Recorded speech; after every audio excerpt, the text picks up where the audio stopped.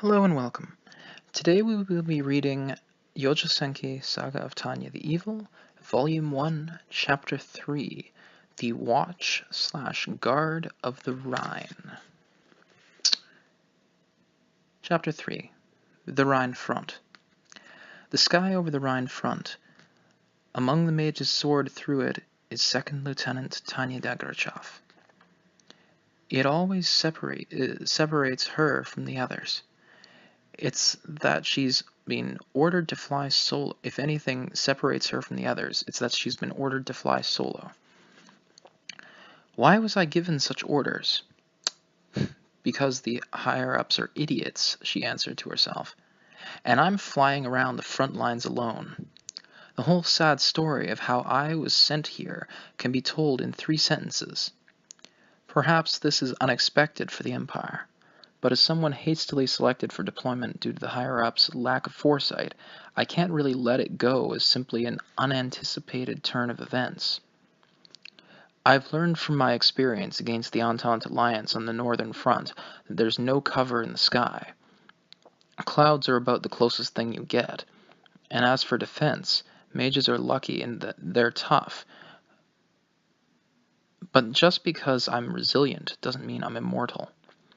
If someone asks me to stand in front of a high-penetration sniper rifle or a machine gun with a caliber that breaks the scale, my answer will be a flat no. Solo assignments are worse for mages than any other branch of the military. Nevertheless, the brass ordered Tanya to fly alone in hopes of drawing out a strategic delay. How can a lowly second lieutenant possibly dodge that order? All I can do is adhere to my employer's regulations like a salaryman should. I want to weep from the lack of such a noble concept, a soldier's right to refuse. As for my aerial combat maneuvers, my diligent training in the academy earned me the ACM skill badge. Whining that I can't fly isn't a valid tactic at this point. And so, no matter how loath she was to go, Tanya nevertheless scrambled to fly ahead of the land forces. She would serve as airborne early warning and a scout for the forward warning line. Western Army Group's control center gave her the call sign, Hawkeye. It was certainly preferable to the ferry that she had gone by on the northern front. Hawkeye 03 to command post. Please respond. Hawkeye 03 is my temporary call sign as a member of the early warning team. With eyes like a hawk, my job is to fly ahead to search for enemies and notify the advancing troops if I find any. Other than that, I'm supposed to maintain a fixed distance from the approaching enemy and continue gathering intelligence. Depending on the situation, my duties might eventually include taking on the role of forward air controller to guide direct support groups. Unfortunately, though, I have to admit this job is tougher than I thought it would be. I didn't realize I'd have to work so hard just to contact the controller of the area I've been assigned to. Hawkeye 03 to command post. Please respond. Ever since the surprise attack, radio communications have been growing more and more chaotic. With that in mind, perhaps I'm lucky that ground control eventually connects to the one of Tanya's repeated and exasperated calls. This is 7th Provisional Field Command. Call sign Lizard08. Reception is poor, but not a problem, Hawkeye 03. Send your traffic. Basically, every single type of unit targeting land forces wants to take out the enemy's eye in the sky. Aerial mages. First thing. This situation is essentially the same as the one I experienced on my missions in Norden. If an enemy army fails to secure air and magical superiority, it's akin to losing their ability to see. Lone magic officers are preyed upon more than any other unit in the military. In a military operation, the first course of action is generally to eliminate interference, not that you can afford to neglect anything. Roger, 0 Lizard 8. I can hear you on my end as well. Commencing support mission now. Thanks, Hawkeye 03. Glad to have you. We've been needing another pair of eyes. And that makes what's coming next even worse. Now I have to kill. the excitement of troops who are kill the excitement of troops who are sincerely thrilled to finally get decent support. Hawkeye 03 to Lizard 08. Sorry to say this so soon, but don't expect much help from me after all. I've picked up a large group approaching fast from up ahead. As a solo mage under enemy assault, it's out of my hands. If I get attacked the moment I arrive, then I have to defend myself before I can provide intelligent support. Personally speaking, Tanya feels no desire to take pointless risk out of some desire to sacrifice herself for the greater good. She focuses as much as possible as she possibly can on ensuring her own safety. Anyway, if it's necessary to fly solo, then the moment enemy detection is confirmed, fleeing becomes the name of the game. So although I hate to draw attention, I gain altitude using the power of the Type 95's computation orb, which has been issued to me for field tests. As always, I take advantage of my acceleration abilities and ascend to a certain point, where I can quickly dart up and out of range of any hostile enemy aircraft sent after me. At the same time, in anticipation of anti-air fire from the ground, I form the best protective film I can beneath me. A single hit would probably be all I can take. The altitude I choose for my survival is 8,000 feet. Oh, they're using feet now instead of meters. Interesting. That's the upper limit for combat operations, which were made possible by the protection of the Lord and the Type 95. According to the mad scientist, this is a fruit of a miraculous collaboration between the hands of God and man, but the details of how this technological innovation was accomplished are immensely unpleasant for a certain free-spirited individual. Not only is this device cursed, but the most vexing part of all is that Tanya has no hope of escaping the duty of being its dedicated tester, since she's the only one who can operate it. While there are other ways to look at the situation, someone might describe it as being, quote, in the care of Providence, unquote, or blessed, but Tanya adamantly refuses to think of it in that light. There are reasons for that I don't even want to talk about. In a manga I read not long ago, a member of a crime syndicate whispered that secrets make a woman beautiful, but that's an unmitigated lie. The more Tanya uses the orb, the deeper it engraves this faith or whatever in her mind. With no choice but to praise the Lord, I'm dying for my inner self to be free again. Well, before I start to think about this stuff too much, I should at least do the job before me. It's time to get down to business. This is what it means to be hounded by reality until you lose your inner freedom. An approximately company-sized group of mages is rapidly approaching from 3 o'clock. Tanya conveys what she can observe of the enemy to ground control as she gains altitude, all the while grinding her teeth and vehemently cursing the ineptitude of the higher-ups in her head. Tanya was out here with a target on her back due to their failure to notice the Franco Republics coming from the west. This gravest error was committing forces to trample the Entente alliance in earnest. They had faithfully followed the theories of force concentration, pursuing battle in their desire for ever greater military achievement. Some even had delusions of annexation, it seemed. Thanks to that, they left their own country unguarded, stupidly inviting an invasion from the west. I can't help but laugh. Normally, according to the Empire's defense plan, 315, it's fine for the North to just focus on delaying operations. The Northern Army Group is responsible for the Northeastern Front.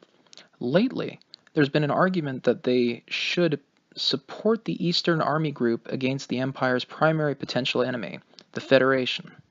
So that would be the Russian Federation, also the USSR, United Soviet Socialist Republics. If each individual army group was prioritizing defense, reinforcements would be only sporadically available, and they would have no hope in hell of achieving total victory. As such, the General Staff had apparently schemed to take advantage of the unanticipated large-scale invasion and cut down the Entente alliance with a single stroke by mobilizing reserves on a grand scale. Mobilizing so many troops, however, rapidly altered the situation. The art of war, okay, here's a quote here. The art of war is of vital importance to the state. So that's a quote from Sun Tzu's The Art of War.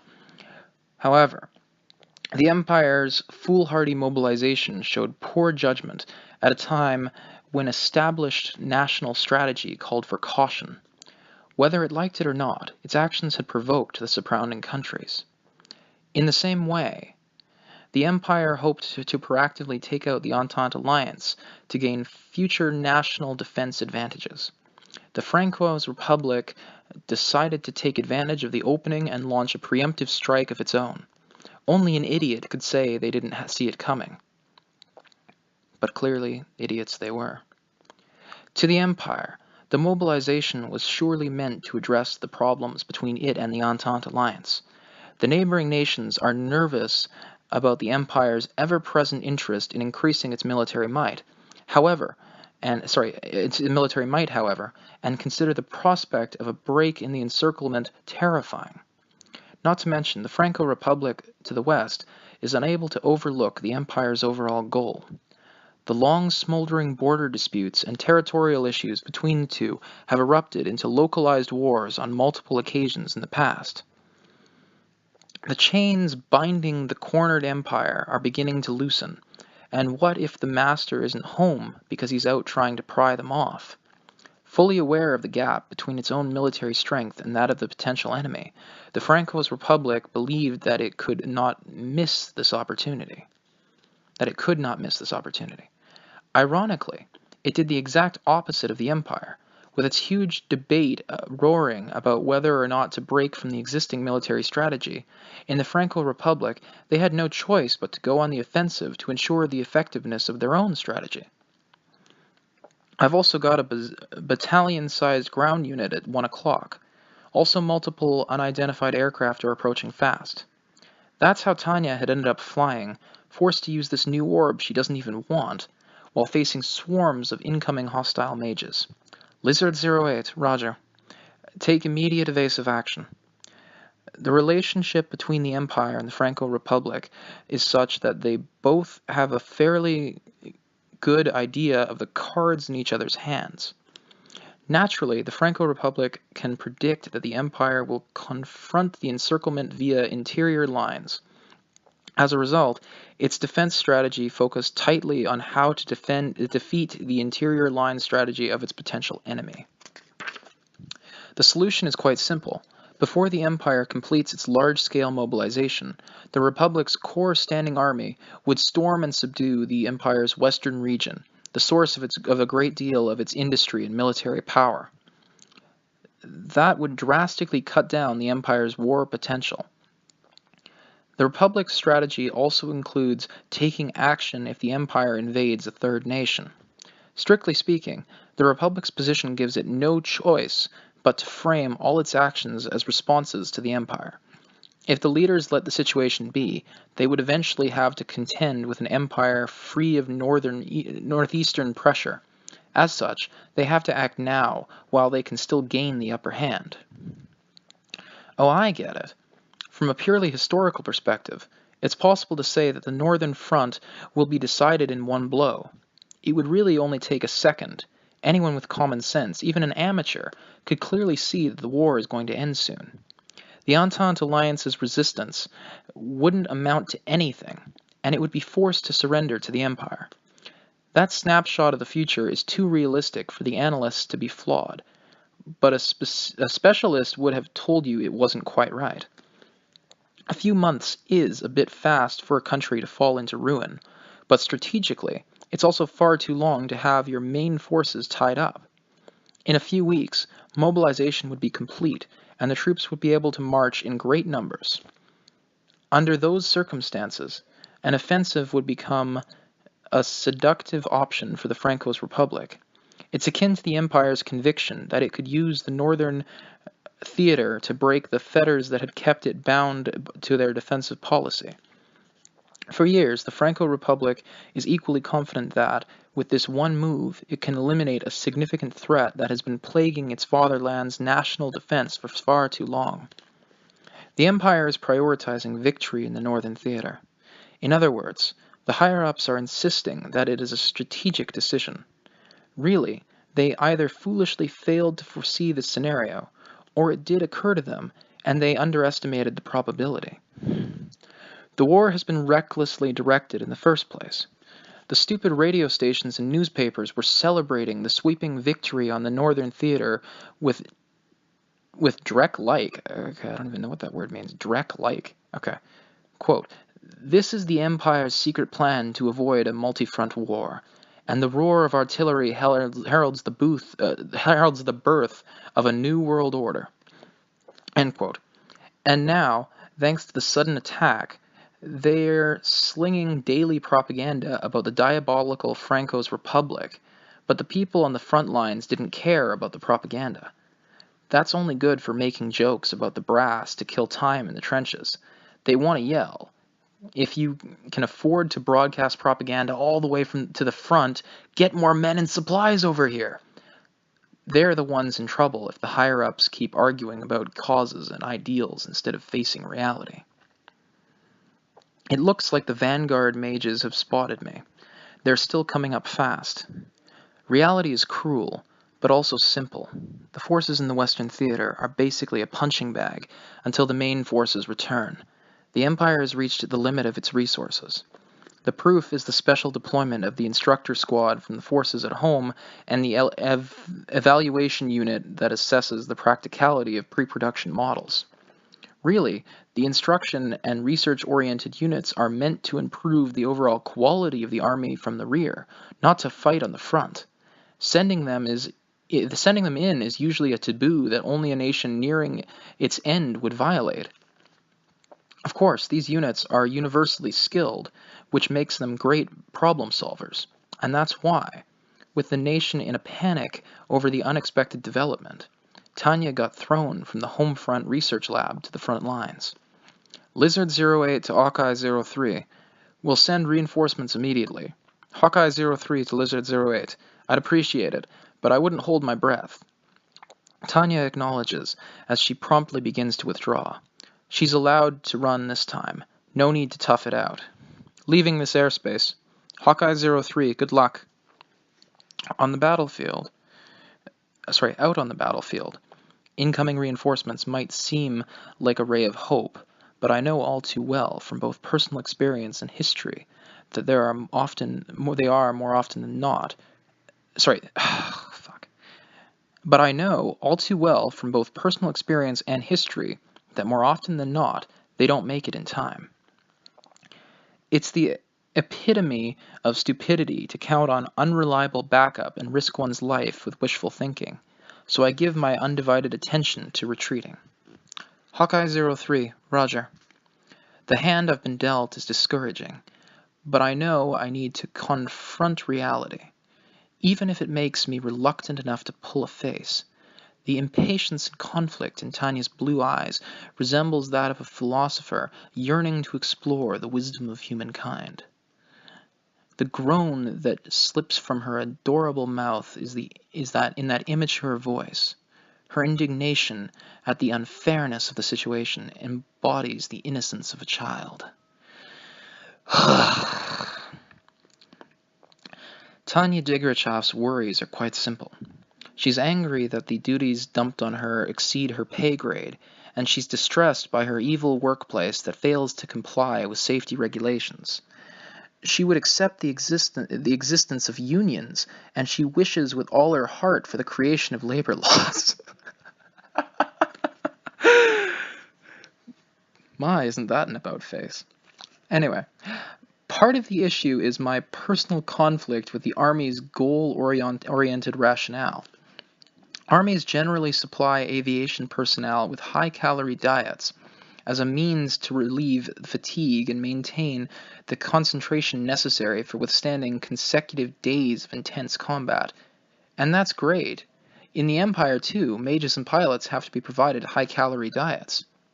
But I'm not so sure I want them to make me take Pervin pervitin, I'm pronouncing this poorly, and hesitant doesn't even begin to describe how I feel about my orb as a trump card. The fruit of the collaboration between Being X and the mad scientist could poison my sharp mind in a manner far more insidious than any drug. Really, I should have gotten rid of it. So, there should be an editor's note here, but there isn't. However, I'm going to insert one. So, Pervin, or Pervitin as it is spelled here, was a methamphetamine compound that was used during the Second World War for pilots who were part of the Luftwaffe, and essentially what it does is it's literally meth. It's meth pills. It keeps you awake, hyped up, super hyper, very responsive when you see something, even if you're super tired. If you're a soldier, it'll get you to march for days without eating and then basically drop dead from exhaustion, that sort of thing. They're also extremely addictive. Yeah, it's basically, I think, a mix of meth, cocaine, and some other drugs that are just kind of thrown together as a stimulant for soldiers on the front lines. Yes, and at the same time, they obviously caused a lot of social issues after the war because you had people who were literally addicted to cocaine and meth that came back from the war, and a lot of them also had alcoholism and PTSD and a whole bunch of other mess. But in any case, it seems that in this timeline, Tanya has been exposed to Pervin. Glorious. Anyway, I'll continue here. But I'm not so sure I want them to make me take Pervin, and hesitant doesn't even begin to describe how I feel about my orb as a trump card. The fruit of the collaboration between Being X and the mad scientist could poison my sharp mind in a manner far more insidious than any drug. Really, I should have just gotten rid of it. That's how desperately I don't want to use the Type 95. I really hate the idea of relying on that damned computation orb steeped in the grace of God, but what if I need it to survive? Truly the ultimate choice. This was supposed to be a day like any other for the 228th Reconnaissance Mage Company, commanded by First Lieutenant Michael Hossmann. The Francos Republic Army had successfully conducted a surprise attack, and this company was in forward-most advanced guard. Even if the surprise, shall we say, was beginning to wear off in places and the mission was transitioning to assault, the spearhead's duties didn't change. Crush the Imperial Army's eyes as it attempts to recover from the chaos, and cut off their communications while you're at it. That was the order of the day for the Francos. Their duty was to isolate the enemy and prevent the formation of an organized line of resistance, which would help later troops widen the breach. It was the same assignment that these veterans and First Lieutenant Hossmann had received the previous day, yet on a real battlefield, unlike in war films or novels, there was no foreshadowing what would come next. Golf 01 to CP. I've encountered an enemy sentinel. CP Roger. We think it's local direct support. Upon elimination, continue search for the enemy's main forces. Luck isn't on this guy's side. That was First Lieutenant Hossmann's impression. And after all, this sentinel was up against a whole company of mages, and it was Hossmann's company, the vanguard for the entire army. Okay, that's clearly a translation error. That doesn't make any sense. Let me read that again. After all, this sentinel was up against a whole company of mages, and it was Hossmann's company, the vanguard of the entire army. Okay. It was obviously not a fair fight. That was why the enemy mages had been focused on running even since detecting the company's approach. Seeing that response, Hossmann immediately recognized that their opponent was extremely accomplished and excellent at quick decision-making. The lone mage had already climbed to the impractical altitude of 8,000 feet, and that was why Hossmann couldn't help but consider the enemy unlucky. Soldiers never lived long without luck, no matter how skilled they were. Golf 01, Roger. But that mage sure was bold, climbing up to 8,000. Nobody could last long up there, but it was their only avenue of escape in the face of a whole company. Hausman was also perfectly aware of that fact. To shake off pursuit in a confrontation like this, their opponents' only options were to flee where hunters would be hesitant to follow, or to fly erratically low to the ground and trust everything to fate. Units advancing over long distances were usually loath to expend the energy necessary to climb that high. So the Sentinel had assumed they would avoid that option. Not bad. Only little kids can get away with crying. It's too high. I can't reach. Let's get to work, men. They couldn't very well let an enemy mage escape to fly another day. Considering their mission, there was no way they were backing down. Everyone got that? Okay. Platoon Mike will eliminate the Sentinel. Everyone else is conducting recon in force with me. We're going to blast right through. With the Empire's warning line spread so thin, the Republic had a good chance of victory. This was the guiding light that for everyone participating in the operation. Regardless of rank, they wouldn't waste time on a provisional defensive line when the main enemy force could return. This was why the reconnaissance mage units were crucial to disrupting the enemy's lines. They would start with the usual recon in force, or force recon rather, which entailed initiating contact with the enemy to gather intelligence. But they were then expected to also create openings to break through. Knowing that Republic victory rested on their shoulders, they were determined not to get routed. Wilco, we'll catch up with him right quick. After the platoon leader's acknowledgement, Platoon Mike climbed rapidly. Naturally, operating at 8,000 feet would be exhausting, even for the Republic's elites. Standard combat altitude was 4,000 meters, though if they really pushed it, they could tolerate 6,000. In this sense, their enemy was doubly clever for choosing 8,000. Is that feet or meters? First, the chaos would exhaust Platoon Mike, reducing the overall strength of the recon and force mission to 2 platoons. Also, the Sentinel was making significant contributions to the wider battle by distracting the enemy and dragging things out. We're taking on a respectable opponent.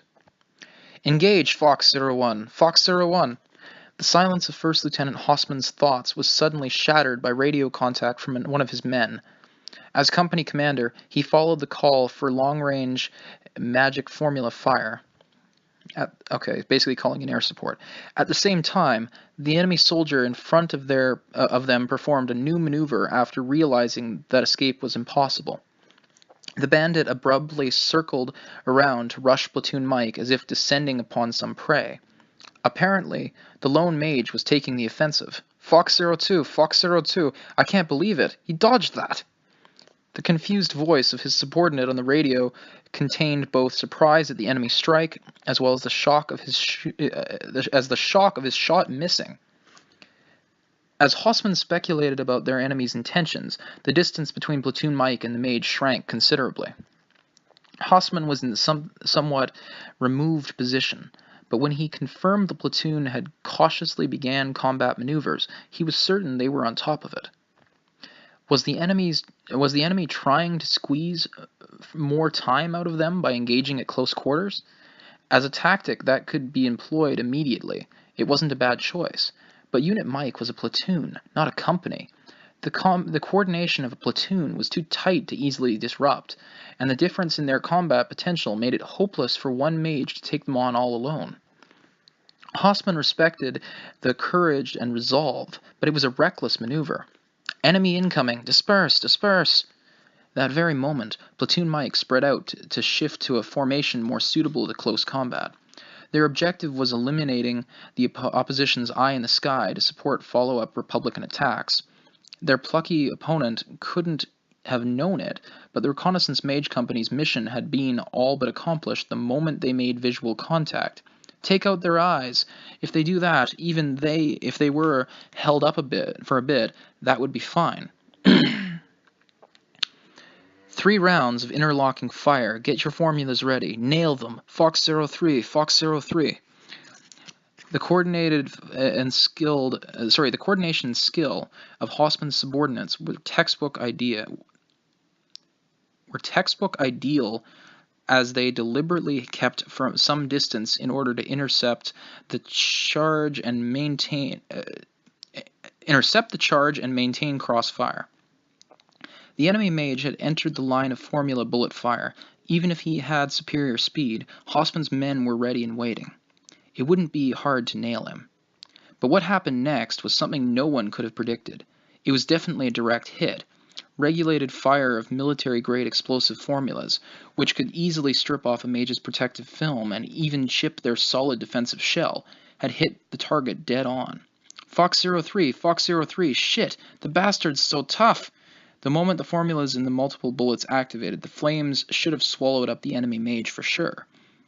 But even so, that thing continued its advance without missing a beat, casually closing the distance as if it were flying through an empty sky. By intuition, not logic, they sensed something bad was happening. However, as civilization had advanced, humans as a species were no longer in touch with their animal reflexes. Mike 3, check 6, check 6. Ah, damn it! In the blink of an eye, the bandit had rushed Hosman's subordinate. Absurdly, but undeniably, a magic blade sprouted from the man's chest. Then, in a single, unenthusiastic motion, as civil as someone cutting up their dinner, the blade sliced clean through him. Pan pan, pan pan, pan pan. I'm not sure what that means. What is that thing? What? It's... Fox 04! A tangle of radio calls. What was that? What the hell was that? Hosman watched the unfolding scene through his binoculars. He couldn't believe his eyes. In terms of air combat maneuvers, ACM, Platoon Mike was the best in his company. They were being given the runaround? It can't be, he muttered in spite of himself. Can a mage really move that fast? Mike 1, Mike 1. By the time Hosman realized Platoon Mike was half paralyzed, 1 and 3 were down, and the engine of 4's computation orb seemed done for. He had stalled and was falling. 2 was barely hanging in there by a thread, covering for 4, and couldn't last long either. Shit, bravo, Golf! Turn back, turn back! We have to cover Mike! There was no way First Lieutenant Hosman could stand idly by while his men were in trouble. He abruptly ordered the platoon in his command to race back to fall back at full combat speed to support Platoon Mike. But inside he wondered, how? No matter how much individual abilities differed between mages, could there ever be a fight this lopsided? He had heard that some Imperial mages were armed with specially tuned computation orbs and had naturally high mana output. But even then, the most they could take was a two-man team. Supposedly, even those named monsters mostly specialized in hit-and-run tactics. For someone to face a platoon head-on and capably, instead of picking off the mages one by one, was inconceivable. Enemy in range. As the company commander, though, Hosman didn't have time to lose himself in those thoughts. The enemy was already within shooting distance. The question on his mind had nothing to do with the fight, so he pushed it aside and called out sharpshooting formulas at long range in flight formations. It was a little far, but with a hail of bullets from 2 platoons, they couldn't afford to miss. They couldn't possibly miss. Their opponent must have understood that as well, and began taking textbook evasive action, which was perfectly fine. There was only one problem. Just how was that mage flittering around as if gravity itself didn't exist? Fox 01, Fox 01. But the most unbelievable thing, no, the utter nightmare, was how resistant the enemy's protective film was. Although the recon company had prioritized accuracy due to the long-distance nature of their shots, they had combined, albeit imperfectly, explosion formulas with the guidance formulas. Even if this target dodged all the shells, there was no one who could completely avoid the fireball blotting out the sky. But the enemy didn't seem to be in any pain, and returned fire unfazed. Hosman had to wonder if this was a joke. I'm going in, cover me. Golf 02 probably felt like they weren't getting anywhere, so he charged in with magic sword in hand. Certainly, no matter how tough someone was, they'd have to take some damage from a close-quarters slash with a magic sword. If the platoon couldn't finish the enemy off at range, concentrating their fire was also a reasonable strategy. "We got him! Fox 2! Fox 2!" They agreed with and advanced, ready for a mid-range brawl where it would be difficult to take evasive action. At the same time, they executed the named killer, an intentionally famous tradition of the Republics and the epitome of fire discipline. I'm assuming named killer is some kind of strategy. Anyway, continuing.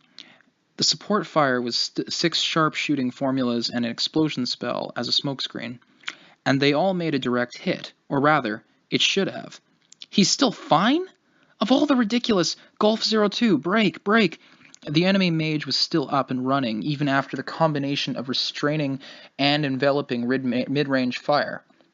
Those sharpshooting formulas can pierce subpar defensive shells easily. How can anyone still fly after that? Though he could hardly take it all in at once, he didn't have time to ponder the question. As for Golf 02, who had tried to charge in close, he just barely managed to escape the tiger jaws thanks to Mike 02's cover fire. Then the enemy mage shot through 2 protective films like they were nothing, and took the men out out of the fight. "It's a trap, you piece of shit!" Hossman had. He didn't like it, but he knew it was the truth.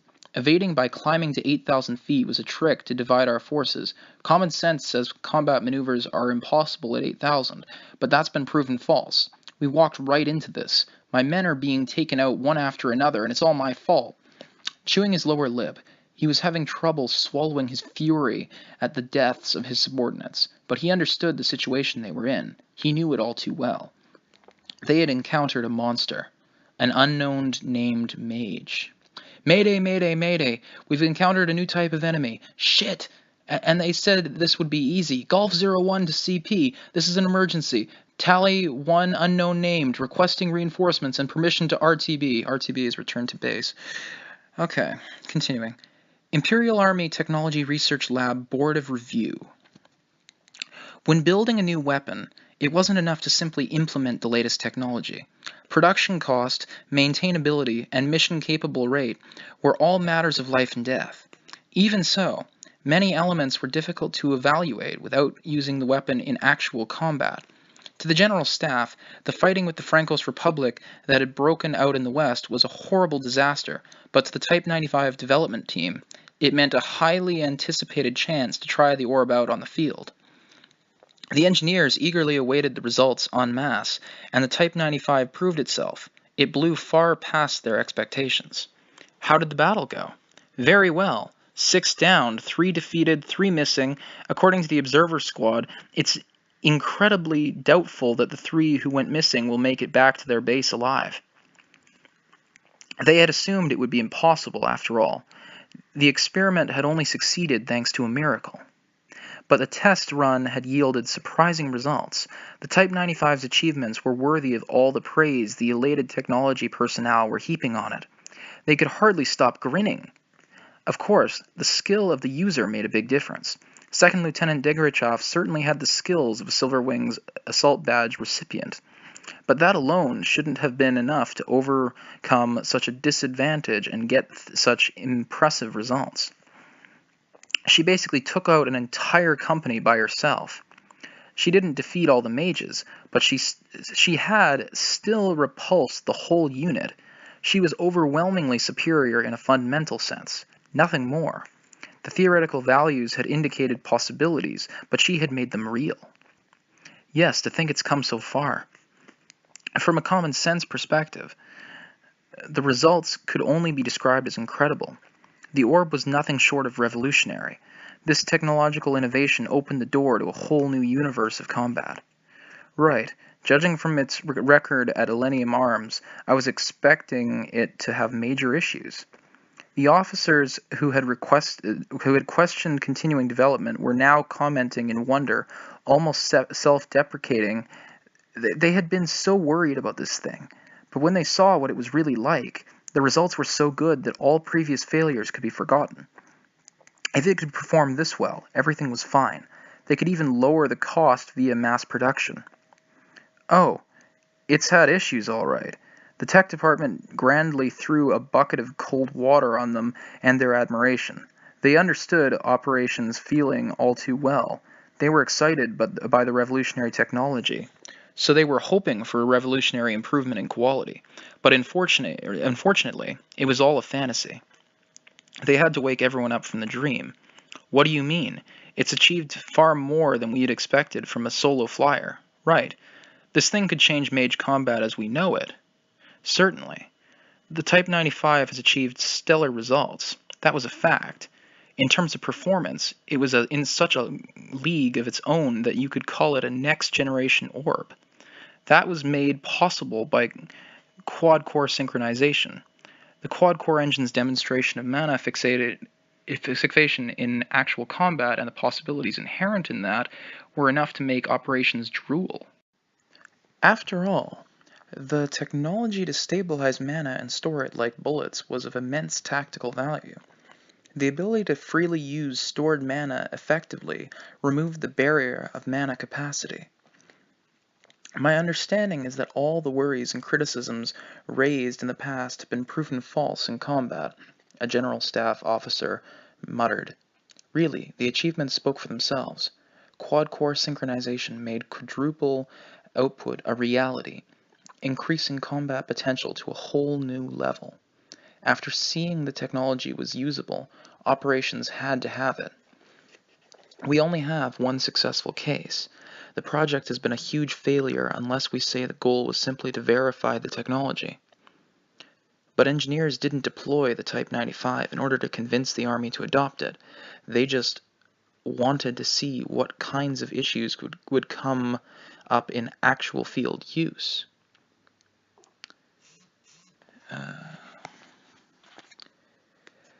So when war broke out in the West, they sent it to the front. They had focused on the tech and never even considered mass producing it. What happened in the other cases? The most successful case was also the only successful case. If anyone asked about the prospect of mass production, they would have to raise doubts as to whether they could reproduce their success. Users of mage technology were already a chosen few, but even then, an orb with only one successful operator couldn't have much chance for mass production as a weapon. In one of the worst tests, there was an explosion in the lab, and we lost a whole platoon. Jesus. The things were constantly blowing up. One defective circuit would cause them to self-destruct. If someone could manage to coat the orb with mana, it could take a beating, according to the actual combat trials. However, the success rate of that critical step was hopelessly low. The worst accident had occurred during a synchronization failure. 4 times the usual mana had detonated and blown away the platoon doing the testing. A group of elites, including instructors from Central and members of the Advanced Technology Inspection Corps. But it can shoot bursts of mana, right? That's too appealing to give up on. The only one who can use it is Lieutenant Tanya Degrichov. The best anyone else has managed is not getting blown up. As developers and engineers, they were ethically bound to push back. Even the engineers who had requested to continue research had only cared about the technological revolution. After their impulsively inquisitive minds had been inspired, Chief Engineer von Schugel and his team had spent their days focused only on testing the limits of what was possible. But when they took a moment to think calmly, they were the ones who best understood the orb's dangers and difficulties. Of course they understood. They built the bloody thing. But you have one successful case, right? Can't you just replicate it? I told you we almost lost Elenium arms, damn it! Even the successful case of Lieutenant Degrichov was a total fluke. Though I shouldn't be saying that as an engineer. We still don't even really know what happened. Analysis of observed values made it clear that mana fixation via quad-core synchronization was more dangerous than anyone had imagined. The experiment was a miraculous success, but they had measured enough mana to know that if the test had failed, the entire Elenium Arms factory would have been blown to pieces. It was obvious to anyone with a modicum of sense that they couldn't afford to repeatedly fail an experiment that would cause destruction on that scale. A fluke? Just when a runaway mana reaction was about to melt the cores, the interference were waves harmonized and movements away from liquefaction. Moments away from liquefaction, the cores synchronized. For the engineers, it was a frustrating result. They didn't know how, but they had managed to succeed. By some fantastic stroke of luck, the uncontrollable mana had just happened to straighten itself out. That was as far as they could grasp. Even if they wanted to verify the results further, all they could tell was that it was a coincidence. You could propose that it might be possible to duplicate the results if they lost control of the mana and then adjusted accordingly, but that was a conclusion. But that was a conclusion. It was impossible to make conclusions about these results. They simply couldn't be duplicated. This was like seeing a lightning strike that just happened to carve a splendid sculpture and then trying to recreate it with human hands. So the rampaging mana stabilized itself. Basically, it was a miraculous coincidence. The fact that Chief Engineer von Schugel noted in the experiment report, quote, "We owe our success to the power of God," unquote, showed the extent of that miracle. Something that was by all rights impossible had occurred, and it just happened to do so beyond the reach of human understanding.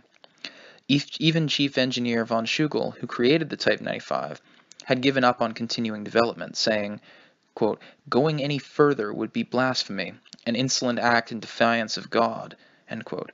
Even the hardcore techies concluded that you probably had to be chosen by God or something to use that computation orb, which goes to show how hard it had to be. So what does that mean? We're currently using something we don't understand without understanding it, and it hasn't been easy. In other words, that was about all they knew. Whether unraveling the principles behind the orb or reproducing it, a vast amount of time and effort would be required, and on top of that, their probability of success wasn't worth betting on, no matter how much they calculated it. It might be better to just glorify Lieutenant Degrachoff as a hero. I agree. That could help us out in a bigger way. Fortunately, Second Lieutenant Degrachoff had earned her Silver Wings assault badge at quite a young, frankly, tender age. Praising her abilities for publicity would be much easier than trying to show off the flawed orb. Cadet Corps Dormitory. I, Victoria Ivanova it's either Serbryakov or Serebryakov. In the anime, they referred to her as Serebryakov, but Serbryakov also sounds better to me. Plus, they shorthanded as Visha for most of the story, so I'll probably alternate between both pronunciations, but you get the picture. Anyway, continuing with the text. Visha! Get up! Visha! Ugh! Morning, Elia. Technically, that's because my gorgeous friend always wakes me up. The ever-kind Elia is taller than me, and she has curves in all the right places, even though she's so thin. Not only that, but she also doesn't get low blood pressure in the morning. She's always full of pep. I'm only a centimeter shorter than her, and just as slim. God is just so unfair. Elia and I have the same lifestyle, so I really don't get why certain parts of her body are so much more developed than mine. Maybe it's genetics, I don't know. Anyway, fresh out of the Cadet Corps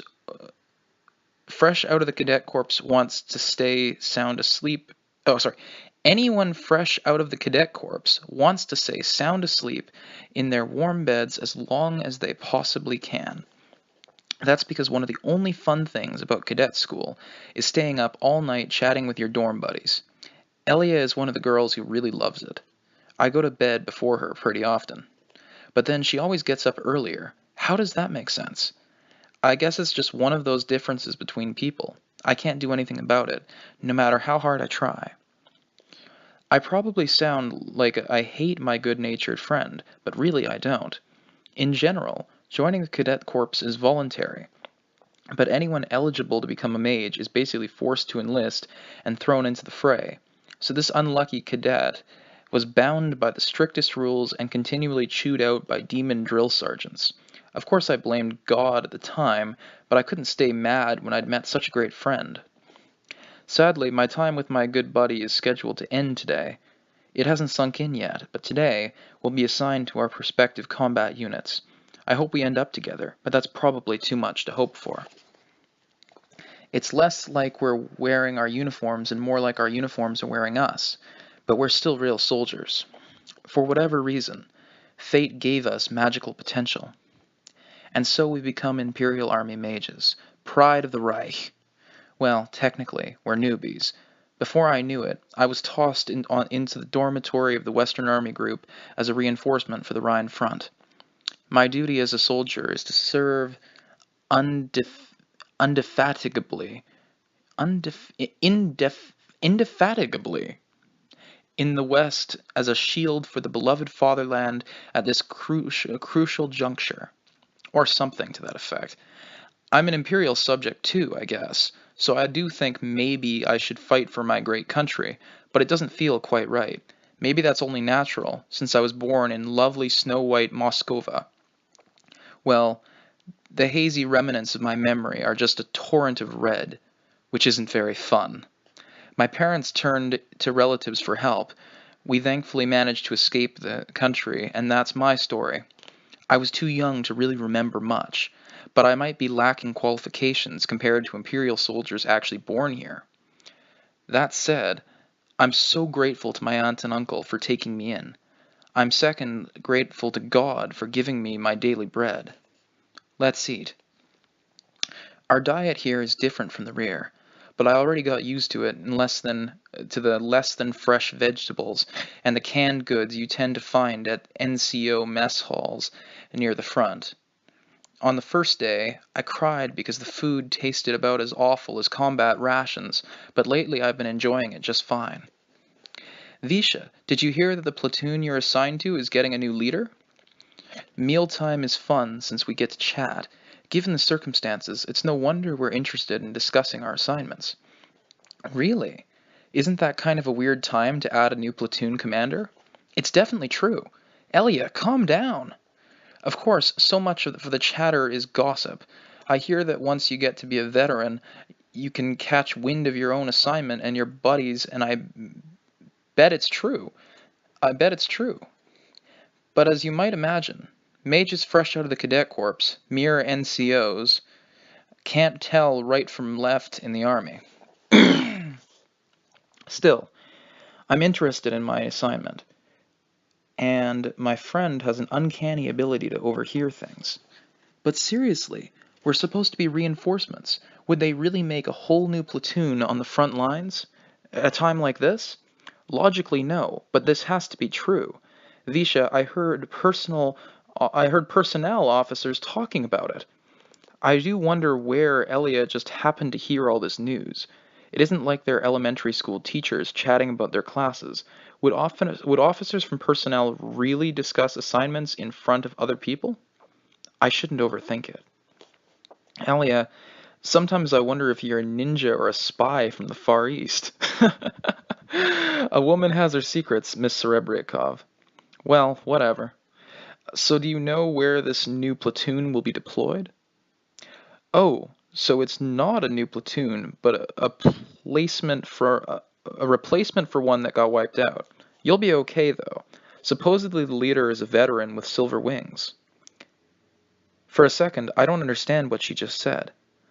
I'm normally easygoing, but when I come to my senses, I'm so shocked I can't help getting a knee-jerk reaction. Silver wings? You mean the Silver Wings assault badge? Wow, your eyes are like saucers, what? Visha, your faces are always so funny. I'll have to thank her later for keeping her burst of laughter quiet so we don't draw attention from the other diners. But wow, someone who is still alive got the Silver Wings assault badge. An awesome Imperial soldier? More like an awesome human being. Oh joy. You must know about your own assignment too, right? Yup. I'll be supporting the artillery as part of an observation squad. Of course, I'll be making tea in the back. Hey, you never know what might happen if you're not careful. That said, the news that my friend will be somewhere safe makes me envious, but I'm still relieved. Uh-oh, if we keep lollygagging like this, our time will be up. Chow down, Visha. Yeah, you're right. Hey, where'd my caramel go? Oh, you hadn't eaten it yet, so I helped you. Yes, this maddening mischief maker is my precious friend, helping herself to my chocolate. A few days earlier, at the Imperial capital. Reassignment? I've been transferred away from the Technology Research Department and from being treated like a guinea pig as the dedicated tester of the Elenium Type 95 orb. Magic Second Lieutenant Tanya Digrichov has longer for this notice, waiting out days that felt like years, and is pleased as punch to accept. Her application must have finally been approved. My mind will be freed. I'll leave this place and head to the new posting immediately. Yes, a reassignment. Guess the brass isn't about to let an ace just hang around. You're going to be leader of the 3rd platoon in the 205th Assault Mage Company. Considering resources are so low that even the instructor units have to join the battle, there's nothing I can do about ending up on the front lines. Actually, as someone fresh from the academy leading a platoon, even in the thick of battle, it's much better than getting abused as a guinea pig. Finally, I'll apparently have subordinates. Now I can delegate tasks I wouldn't have to handle alone I would have had to handle alone in the past. And in the worst case scenario, although I'd lose favor with the higher-ups, using them as human shields is a possibility.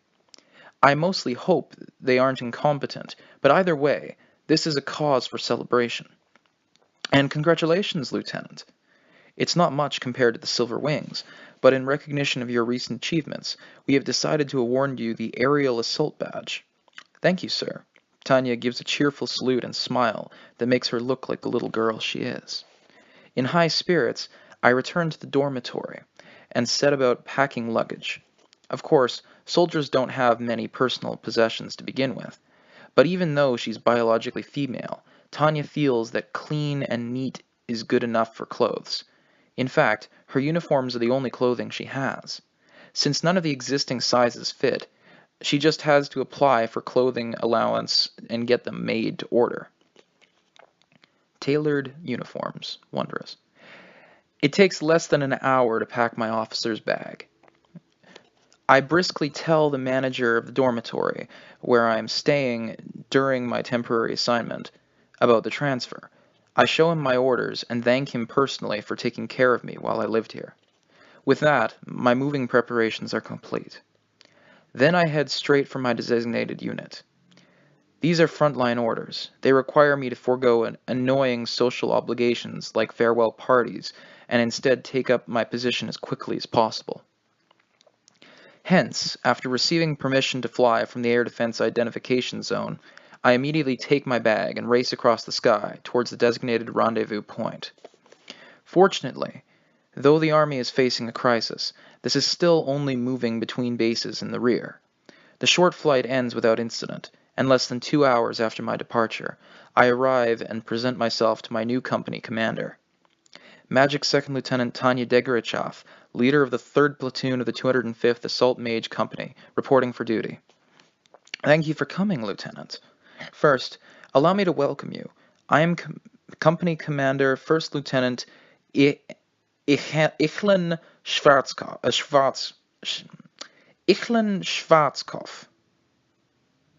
Or is it... No. 1st Lieutenant Ichlin Schwarzkopf. There we go. He confirms that I've arrived as ordered and completes assignment procedures as he welcomes me. While keeping things businesslike in adherence to military regulations, we casually appraise each other. We're both soldiers, and soldiers don't get to choose their allies. Thus, it's logical to assume that they won't last long on the battlefield if they don't at least get to know one another. Commander Schwarzkopf, sir. Pleased to be serving under you. Great. Let's get to it, Lieutenant Degrichov. Do you have any experience leading platoon? One thing that makes Tanya happy at a glance is that her commanding officer appears to be an extremely orthodox mage. He is a first lieutenant. From his age, he has probably served a decent amount of time, and from the medals he's wearing, it's easy to gather that he has a wealth of combat experience. The decorations commanding his participation in several minor conflicts, especially, provide a certain level of assurance. So my first impression is he isn't an inept superior, which would be scarier than the enemy, quite frankly. Since I can't choose my commanding officer, if he ends up being like the legendary soldier who ruined the Burma-Imphal front, I may decide to take action and mourn the ensuing unfortunate accident, shall we say. This will be my first time, sir. Schwarzkopf is also observing Degrichov. He can't deny being a bit puzzled to see a little girl appear before him in the company commander's office.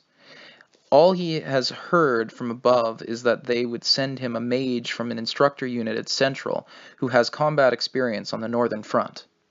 Schwarzkopf figured they would give him a seasoned veteran. It's safe to assume that a second lieutenant from an instructor unit would have worked up from non-commissioned officer status, and a veteran should be reliable in any situation. Plus, as a recipient of the Silver Wings Assault Badge, whomever the brass sent would have to be a capable soldier with a wealth of combat experience. That's why when Schwarzkopf laid eyes on this kid, younger than his own daughter, announcing her arrival with a perfect salute, he wondered what he'll do with the difficult platoon. His original intent to give her the command had relied on his expectation that she would be a veteran. Lieutenant, I'll be frank. If the records don't lie, and there isn't any mistake, the second lieutenant waiting at attention for him to speak is a significant asset who has splendidly distinguished herself in battle, and she had been dispatched to deal with the worsening situation on the Western Front. But being a great athlete is different from being a great coach, and Schwarzkopf fears this situation is similar. The 205th Mage Company is meant to have 3 platoons, but during the early days of the war, our numbers dropped to less than 2. We've barely been operating undermanned ever since. To replace the lost men, a new platoon commander and fresh members have been assigned to the company. Schwarzkopf knows he can't complain, even if every member of the platoon is a raw recruit. But that's precisely why he hoped the leader would be an experienced veteran. Can you command a platoon of recruits straight out of the Cadet Corps? To cast the situation as it currently stands in a pessimistic light, the platoon will consist of a child leading greenhorns. It would be not only ineffective, but also a deadweight, worse than deadweight. Needless to say, if the Empire's forces could simultaneously babysit and wage war, they wouldn't be having such a hard time. He asks the question partially out of doubt. Whether an immediate change in personnel is necessary or not will depend on her answer. Degrichov's response is simple. Please give me the order. She keeps her reply curt and speaks in an even, matter-of-fact tone. Yet her eyes shine back at Schwarzkopf with nearly arrogant pride, rejecting his misgivings about her abilities. I will give you results. Her reply also shows her unfaltering self-confidence. It surpasses his expectations. The first step towards trust is believing that if this combat veteran says, "Give me the order will be carried out." Well, you've gotten the Silver Wings Assault Badge. I'm expecting a lot out of you. Yes, sir. A living recipient of the Silver Wings Assault Badge from the instructor unit is worthy of that much trust. Tanya, for her part, surmises that Schwarzkopf only accepted her response because of the decoration she's wearing. In other words, the entire worth of Second Lieutenant Tanya Degrichov can be summed up with one badge. In that sense, she's truly grateful to have received the Silver Wings. Apart from the white-silver moniker that comes with it, which I never wanted in the first place and am more eager to get rid of, and the sanity checks it forces upon me, nothing about my current situation is harmful, and I have a good reputation. Well, I should probably welcome this. Beneath the face of a soldier, Tanya is calculating. Goodwill and praise are better than hostility and insult, at least. All right, I'll go ahead and explain the situation. Yes, sir.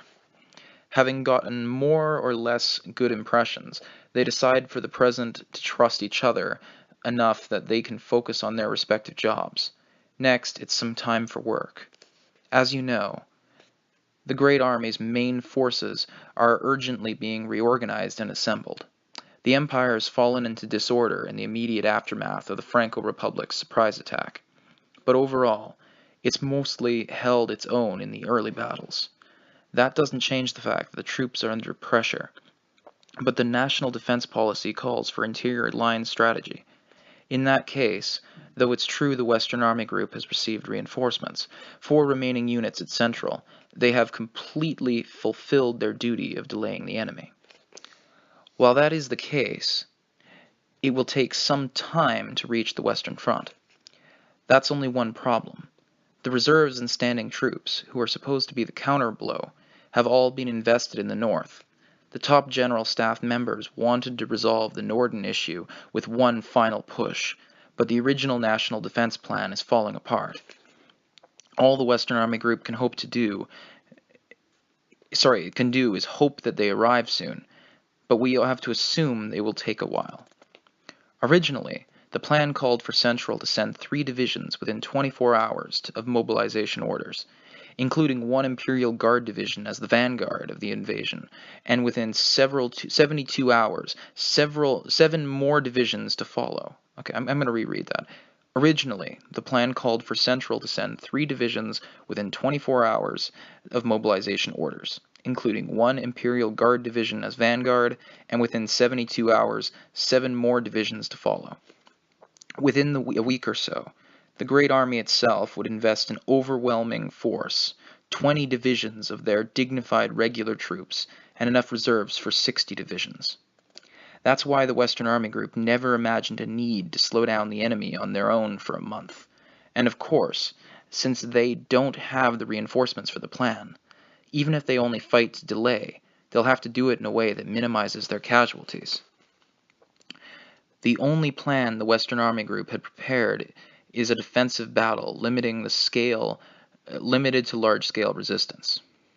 The General Staff forgot that while investing the Great Army in Norden, the General Staff forgot that while investing the Great Army in Norden, and the price has been higher than anyone imagined.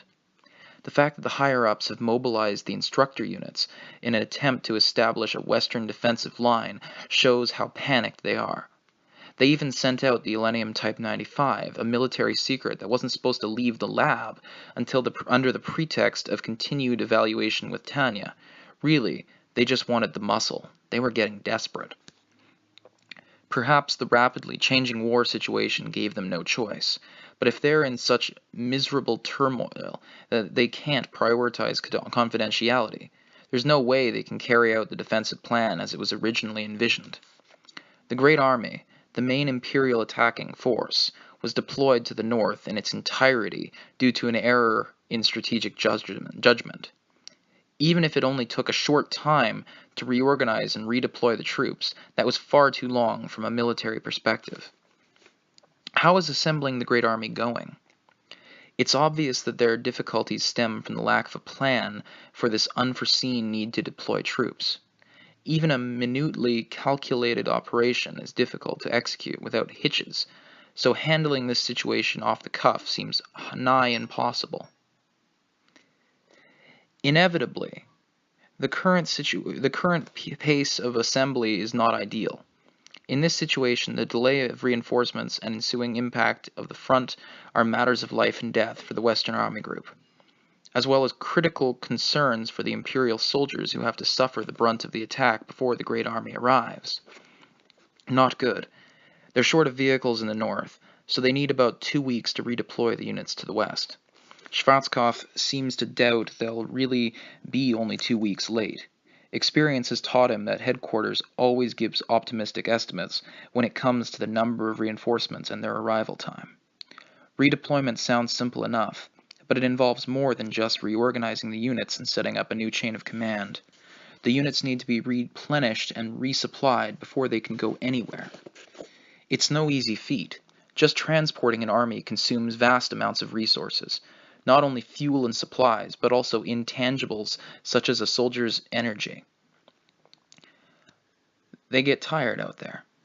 That's why Tanya isn't surprised when her superior matter-of-factly explains, "We've given up on delaying along the western line.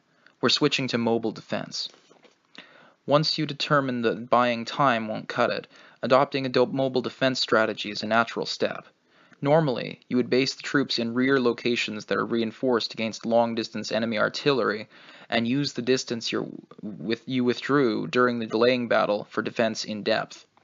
Lieutenant, I doubt I need to say this to you, but this is a classic example of something easier said than done. Yes, sir, I understand. The original interior line strategy called for the defensive line to obstruct the enemy's advance, and for the Great Army's reinforcements to surround and annihilate the forces that have penetrated too deeply into Imperial territory. But that line had already collapsed, and they're now fighting a defensive battle on thin ice, which is not much fun at all, to say the least. Probably the only enjoyable defensive battle would have been the one fought behind the famous Maginot Line. Okay, editor's note. France put a significant amount of money into its defensive budget, approximately 3.3 billion francs in the year 1930, which adjusted for inflation would be a considerably higher number today.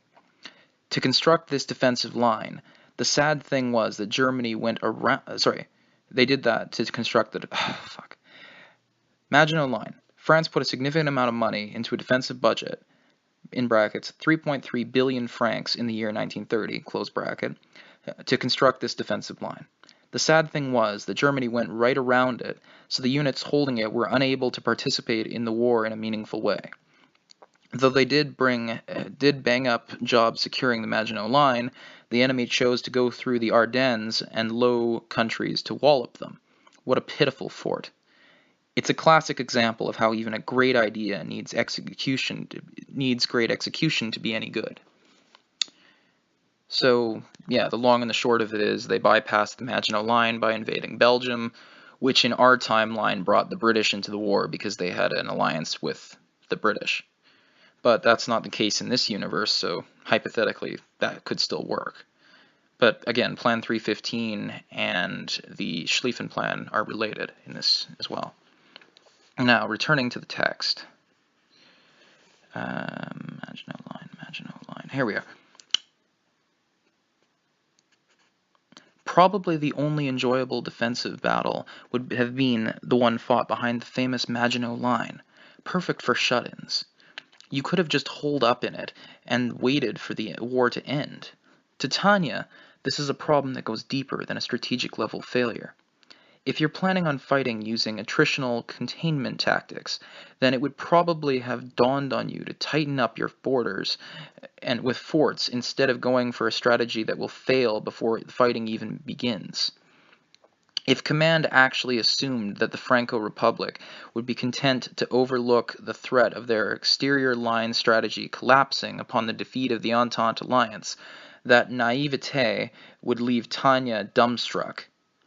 Lower-ranking soldiers like Tanya and Schwarzkopf are stuck paying the price for that miscalculation in blood, which is something they can't tolerate. We are soldiers. If the brass tells us to do something, we do it. A parrot might argue that the nation's leading strategists work against the country by dint of their own incompetence.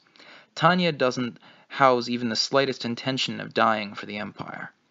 I always have to make exemplary remarks that go against what I truly feel, acting out the expected role to help myself succeed. To that end, I would even give a Tsungin-esque, editor's note. In Japanese, Tsujin-kyu,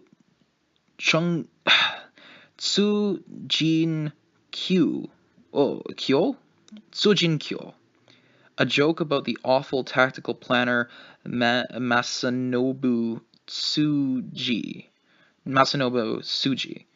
It's used for people who are only halfway competent. Due to his ability to take action and his, for better or worse, inflated pride, in a nutshell, he was toxic. His collection of arbitrary actions teaches us how important discipline is to military units. Even so, he was never punished and actually rose in rank. The world is full of injustice. People who rise, but who never deserve what they achieve. Anyway, returning to the text.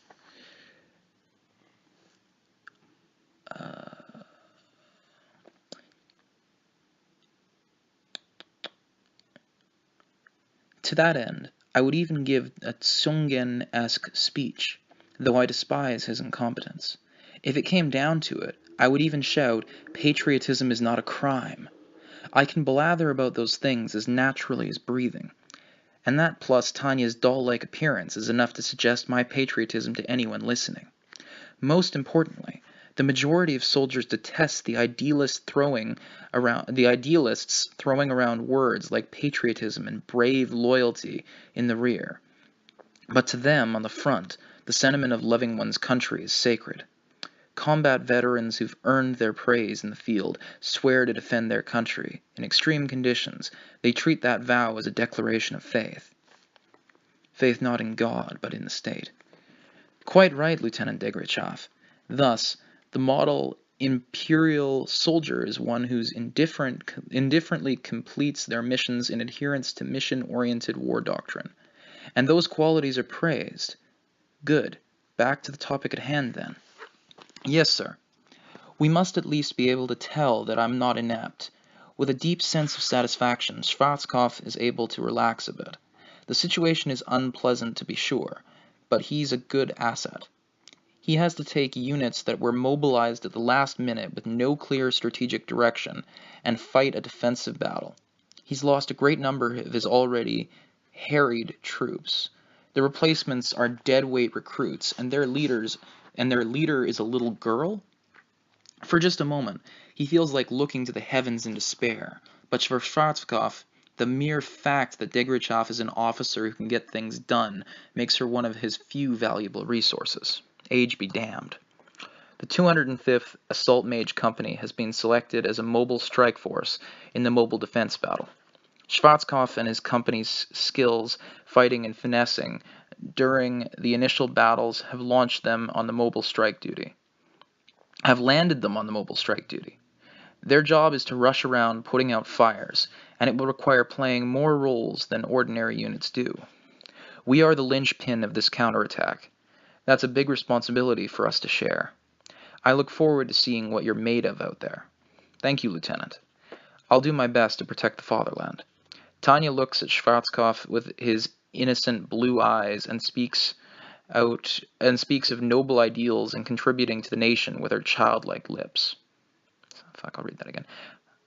Tanya looks at Schwarzkopf with her innocent blue eyes and speaks of noble ideals and contributing to the nation with her childlike lips.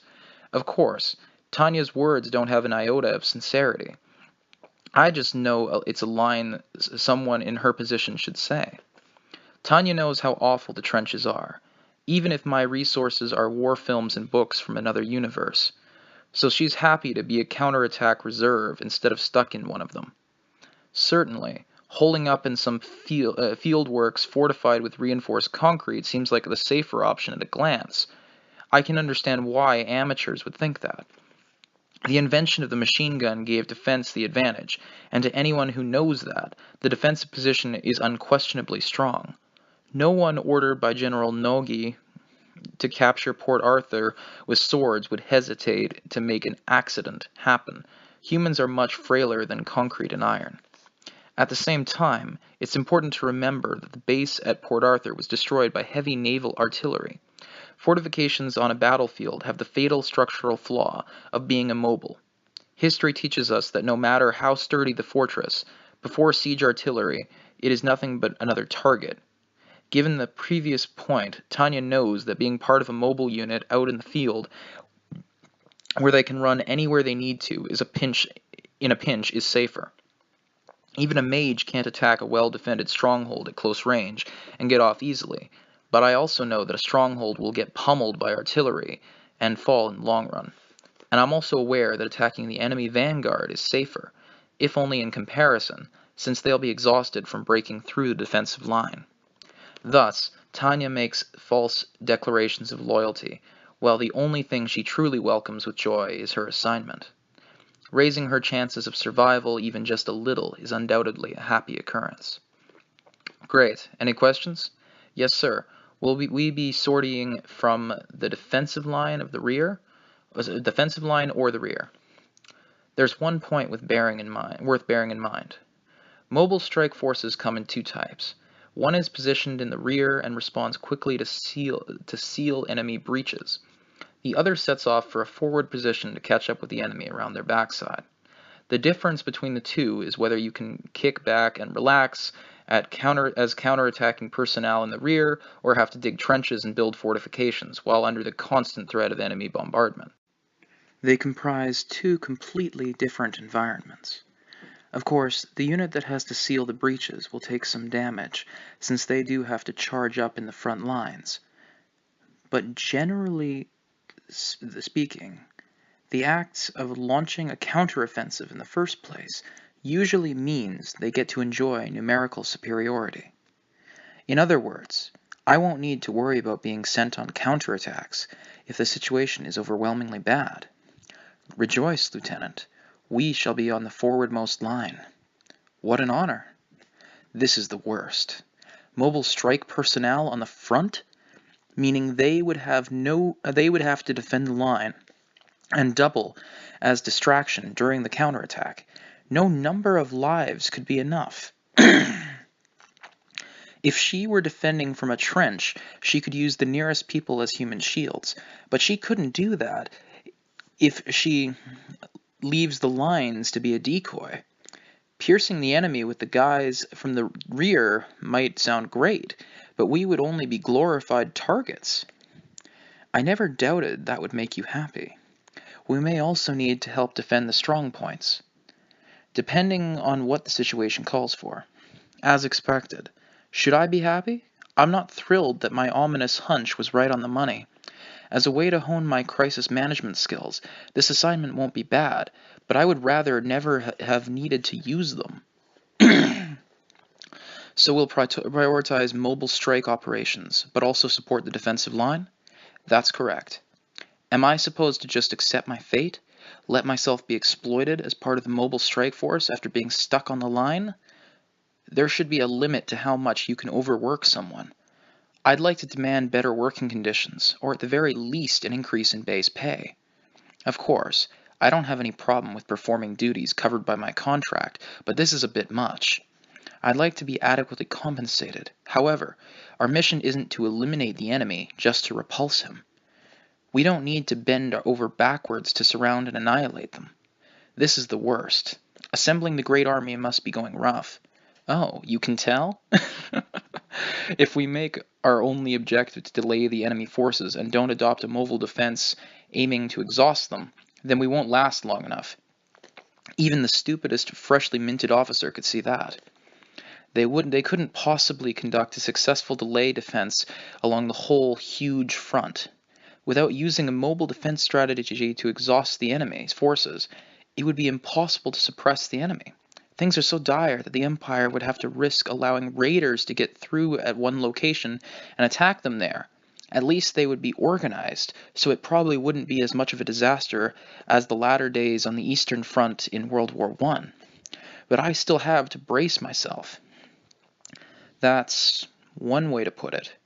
Well, there's no cheerful way to fight a war anyway. Here's who is in your platoon. Thank you, sir. Tanya takes a mental deep breath and looks over the list of her first subordinates ever. But it's so ridiculous it makes her brain freeze up. It dawns on her that she's reeling. The only reason she doesn't instinctively hurl the document away is due to excessive shock, rather than a triumph of reason. In other words, her thoughts would be, This is too much.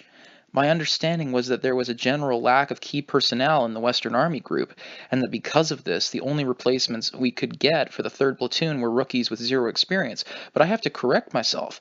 Perhaps we should call them untrained recruits. I see no problem with that. That means your platoon will be extremely rough around the edges. I want you to make defending the position your main duty. These mages have only completed Cadet Corps basic training, and we are rushing them into a combat unit? Anyone with half a notion of how mage battles work would laugh at it. and brush it off as an April Fool's joke. With 4 to a platoon and 12 in a company, mage teams prioritize skills over numbers more than anyone else. Even someone with innate mage potential would only be in the way to a newbie with nothing more than basic training. This is like taking a guy with only the most basic army rules and regulations beaten into him, putting him in a plane, and telling him to fly. It'll be worse than a turkey shoot. I see, by having us on defense, he's telling me that he doesn't consider them fit for combat. It'd be irrational to expect anything out of this unit, so it's a valid conclusion. Commander, a humble suggestion, as platoon leader if I may. Lieutenant Degrechav, I realize fighting a war while babysitting is a lot to ask, although it's weird to say that to you. He glances at her small, slight frame. I have to say that, frankly, I would be more useful fighting solo than in that platoon. I get the platoon lacks training, but you're telling me to make it a stationary force? They can't handle mobile battles, so you're telling me to defend the base while re-educating and training them? Isn't that the same as ordering me to let the incompetent hold me back? Tanya's vehemently protests this crisis with indescribable rage. Unless the regulations that she learned at the Army Academy had been revised, childcare is definitely not in a soldier's job description. It would be safer to hurl these novices into no man's land and free myself of the burden. Maybe I should do that if I get a chance. No, I can't judge them without even meeting them. As an officer, I have no plans to abandon my duties to my comrades, but I hope you will consider the way to use our forces most efficiently. These guys are backup. If the situation calls for it and the timing works out, we'll send you on guerrilla missions. Even though he wanted her to whip the platoon into shape, he is implying from the start that he will send Tanya on her own if necessary. Understood.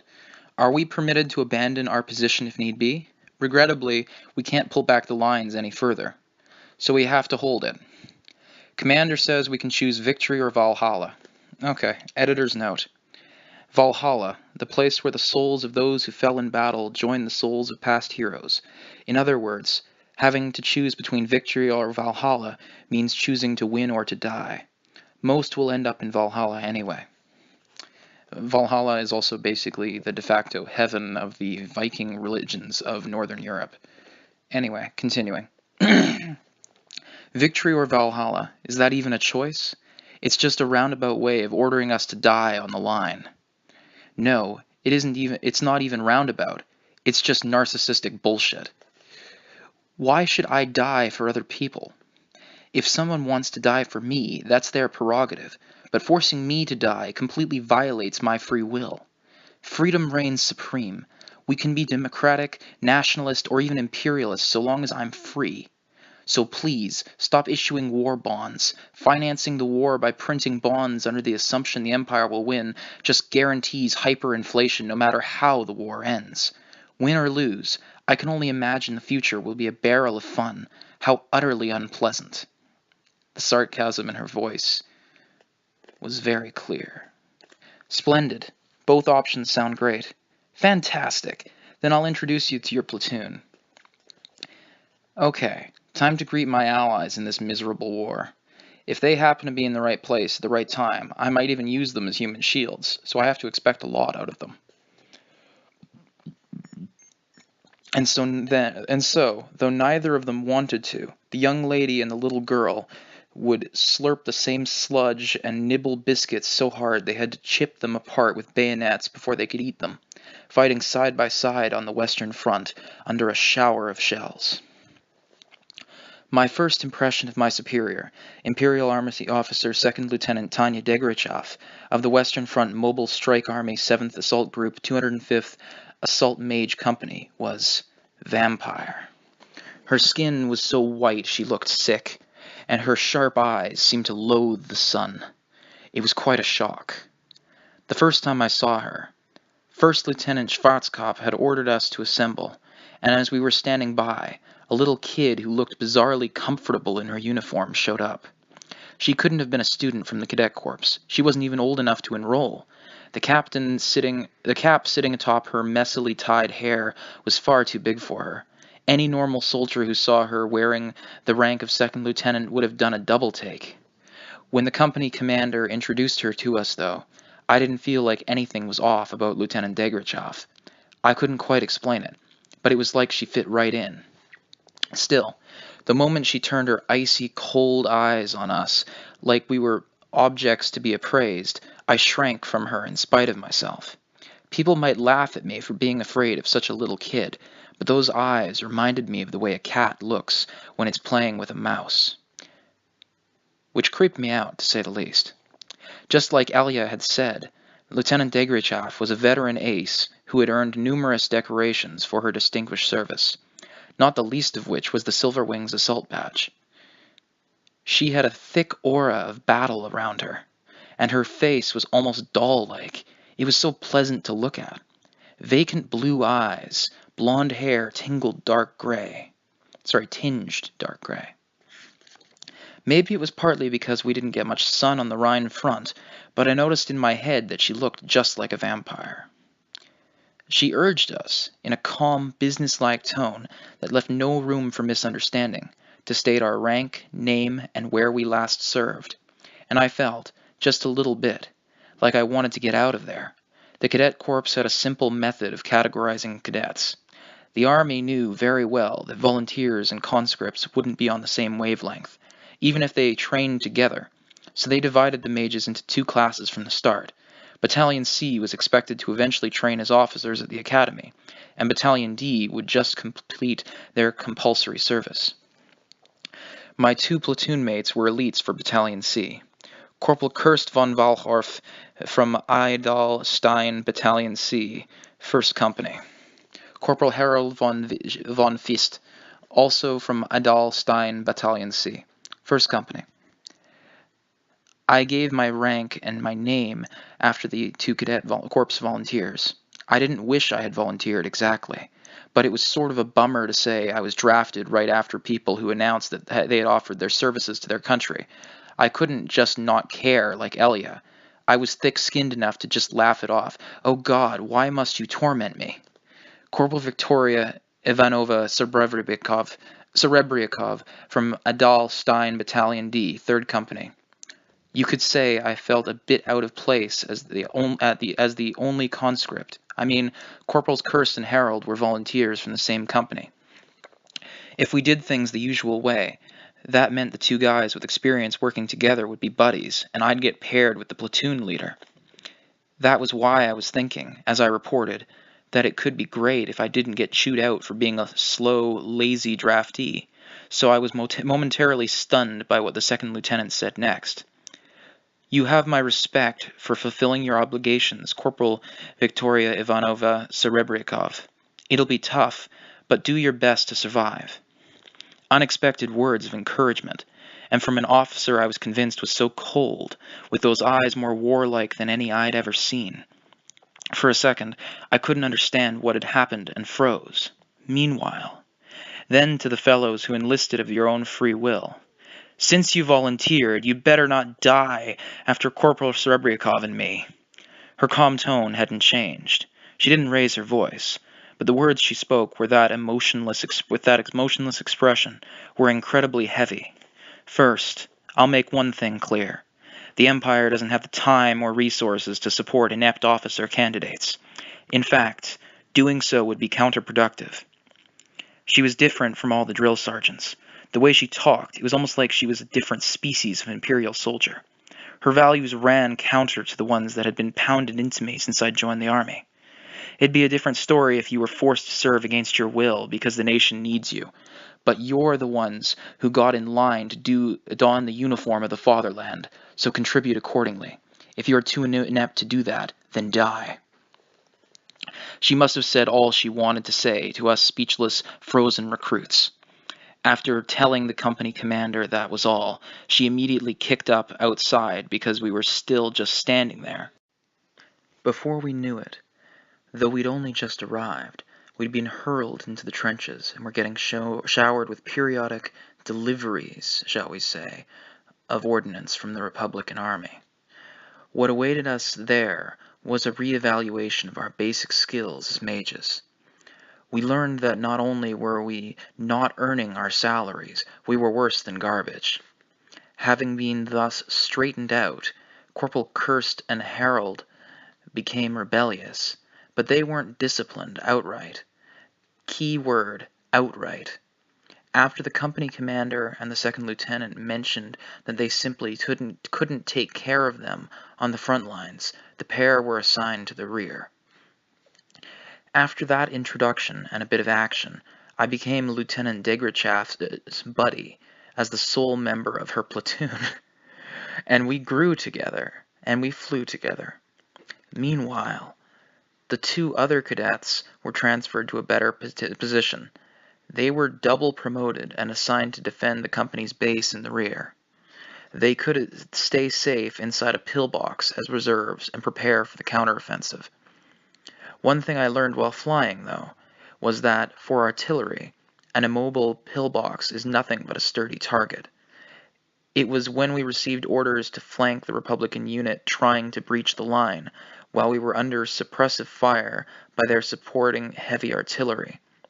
Half in tears, thinking I would never make it out of there alive, I followed the senior members of the company, who were grinning as they charged. I saw a base get blown to smithereens, while we got off without so much as a scratch. Weirdly, not only did barely any shells come our way, but also we didn't suffer any real losses at all before we made contact. After experiencing this over and over, I realized that artillery needs to be used systematically. It made sense when I thought about it. Machine guns had a better chance of hitting aircraft than artillery. As long as you didn't stumble upon an anti-air cannon position, the only things shooting aircraft were machine guns. Although mages were slower than planes, we were still far too fast for the artillery to take their time aiming. It would probably be a different story if we assaulted a firing position or a pillbox and took heavy zoned fire. But we were taught that when fighting on our own territory, speed is everything.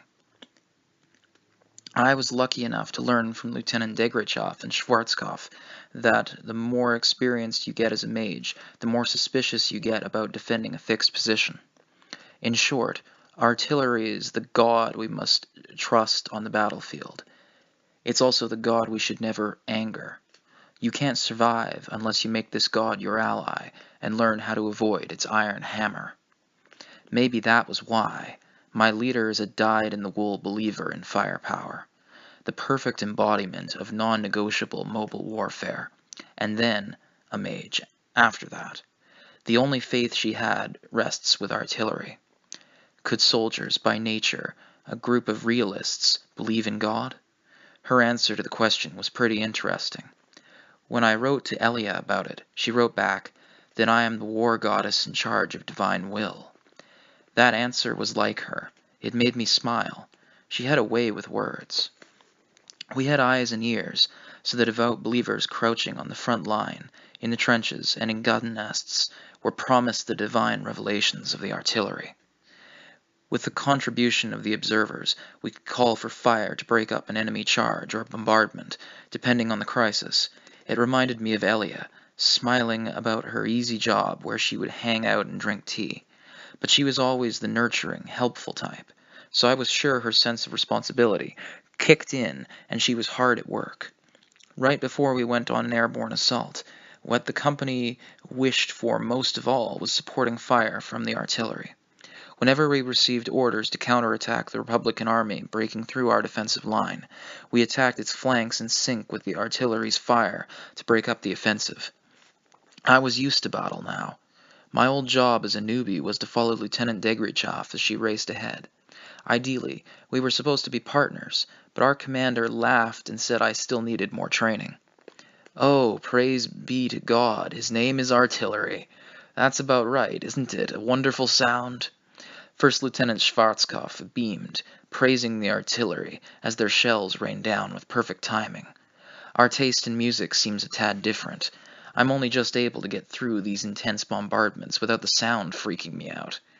Yes, It is God of the battlefield. God has answered our radio requests. Artillery, artillery, thou art our friend, thou art our savior. The blasphemy continued. The ones carrying on, relaxing their scary frowns, were the intense but dependable old hands from 1st Platoon. Although their opinion that artillery was our savior was a little dramatic, I was learning that it wasn't entirely wrong. We may have been a counterattacking unit, but half of our job was to contain the enemy so the artillery could finish them off. If we just surrounded them, the rabble, an advancing unit, a defensive unit, or even enemy artillery, the artillery would naturally destroy everything. Witnessing it just once was enough to make you want to pray, "Dear God, please grant me artillery support." The artillery prep prior to an assault was always reassuring for inconsolable, fearful hearts. One time our support ran late, so our battalion-sized unit, containing various different mage companies, had to go at it with an enemy echelon. Editor's note: echelon. A special term used in the military. During an assault, the foremost party was the first echelon. The one behind them was the second echelon. The term was often used when arranging various military units. Sort of like the vanguard of the invasion, I suppose, would be the first echelon. Anyway, interesting, but let us continue. Here we are. One time our support ran late, so our battalion-sized unit, containing various different mage companies, had to go at it with an echelon, and a bunch of other things I don't really want to remember happened. On that note, when there was enough support and enough space between the front and the rear, the weight of combat would grow lighter. Yes, looks like I'll survive again. As Tanya gazes at the enemy units through her binoculars, shells plow the earth right where they were meant to, turning people into fertilizer. In other words, this is the correct way of waging war, taking organic life and rendering it past tense through the units of ammunitions. The concentrated fire of a 120mm artillery shell really is a spectacular sight, sir. Amen. Truly, Lieutenant. Must be the teamwork between a talented observer and the artillery. They're wasting no time before firing for effect. People in any situation find it easier to remain calm as long as things go smoothly, and apparently those in the battlefield are no exception. The edifying teachings of the Chicago School say that all things can be measured using economics, but it's tricky to measure and quantify the effects on health when things go according to plan. When everything is on track, with redundancy limited and no additional costs incurred, it's just wonderful, simply glorious. The situation unfolding before the 205th Assault Mage Company is a perfect example. Just as First Lieutenant Schwarzkopf had said, the artillery is performing admirably. They must be coordinating quite closely. The way they transition from establishing a calibrating shot to firing for effect is only a few shells. In only a few shells, shows magnificent skill. Magnificent skill. Thanks in part to that, by the time the company arrives at their attack position, the enemy army is already collapsing under the artillery's thorough barrage. Normally, there would be a chance of retaliatory fire and an artillery duel, but it seems the enemy's guns are busy with the suppressive fire from our forward position. Lucky us. Our corpse-level artillery blew up the enemy troops with 120mm shells, and we just have to mop up the surviving remnants. Yes, indeed. It was just as Schwarzkopf had said. The company is in luck. For Second Lieutenant Tanya Degrichov, it's a great day for war. All we need to do is take out the decimated enemy infantry on a battlefield they already have the advantage on. A simple, convenient mission. It's almost time, company. Prepare to attack. We're going to hunt down the ones the artillery missed. And so, following her commander's orders, Tanya shouldered her rifle, loaded with formula-imbued bullets, grabbed her computation orb, and prepares for the assault. The company is on standby, and aware they'll be charging, but right before they leave, even experienced veterans can't help but get anxious. The nervous swallows are a familiar sound in the trenches, distinctly audible over even the shells exploding nearby. Let's get to work, people. If only every time could be this much fun.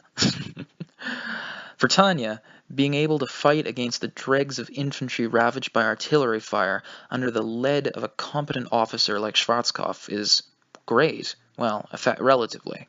People don't fight wars because they want to.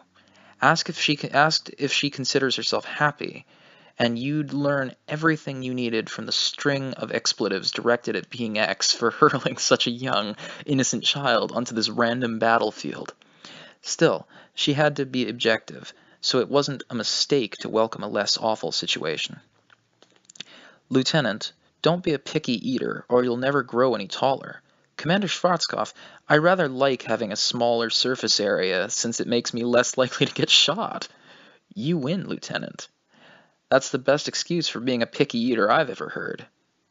For Schwarzkopf, who is waiting for the right moment to launch the strike, the banter with Degrichov is opportune. You don't have to look back at history to know that commanders at all levels consider managing pre-assault stress part of making the job go smoothly. Schwarzkopf's 205th Assault Mage Company may have been veterans of the Rhine front, but even they still tensed up the moment before an attack. So when the light jokes relaxed everyone to the same extent, the lieutenant chose that moment to move them out.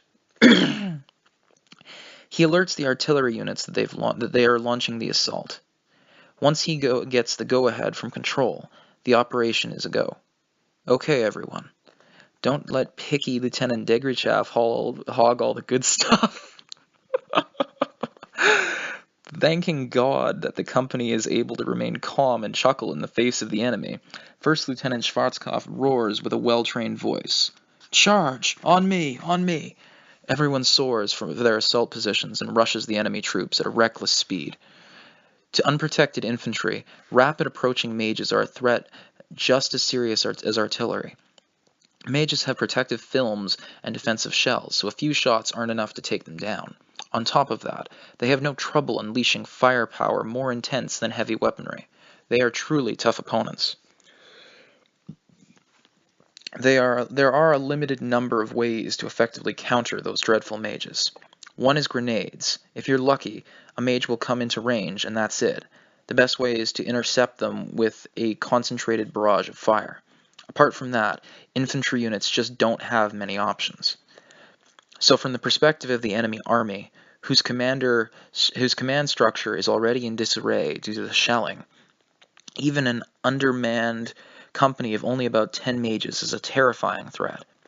They probably already have some direct support mages to fight fire with fire, but even mages have a hard time on the receiving end of artillery shells. Lucky for the Imperial Company, unlucky for the Republican Army. The Empire's 120mm guns connected with the flying Republican mages, turning them into mincemeat and littering the ground. Make sure to target enemy commanders and communications first. Isn't that obvious? Tanya thinks to herself, targeting a group of soldiers who seem to be carrying the distinctive backpack-style radios. Like the other company members, she uses an explosion formula to greet their uninvited Republican guests with the warm, welcome embrace of fire and steel. Judging from the sporadic returning fire, resistance is weak. At most, there is only a handful of isolated soldiers shooting at random. The majority have already given up and turned tail. So all we have to do is sweep through.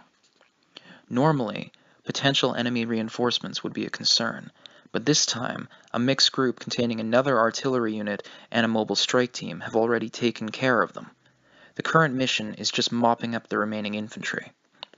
That gives Tanya enough leeway to keep a close eye on Corporal Serebryakov's combat performance.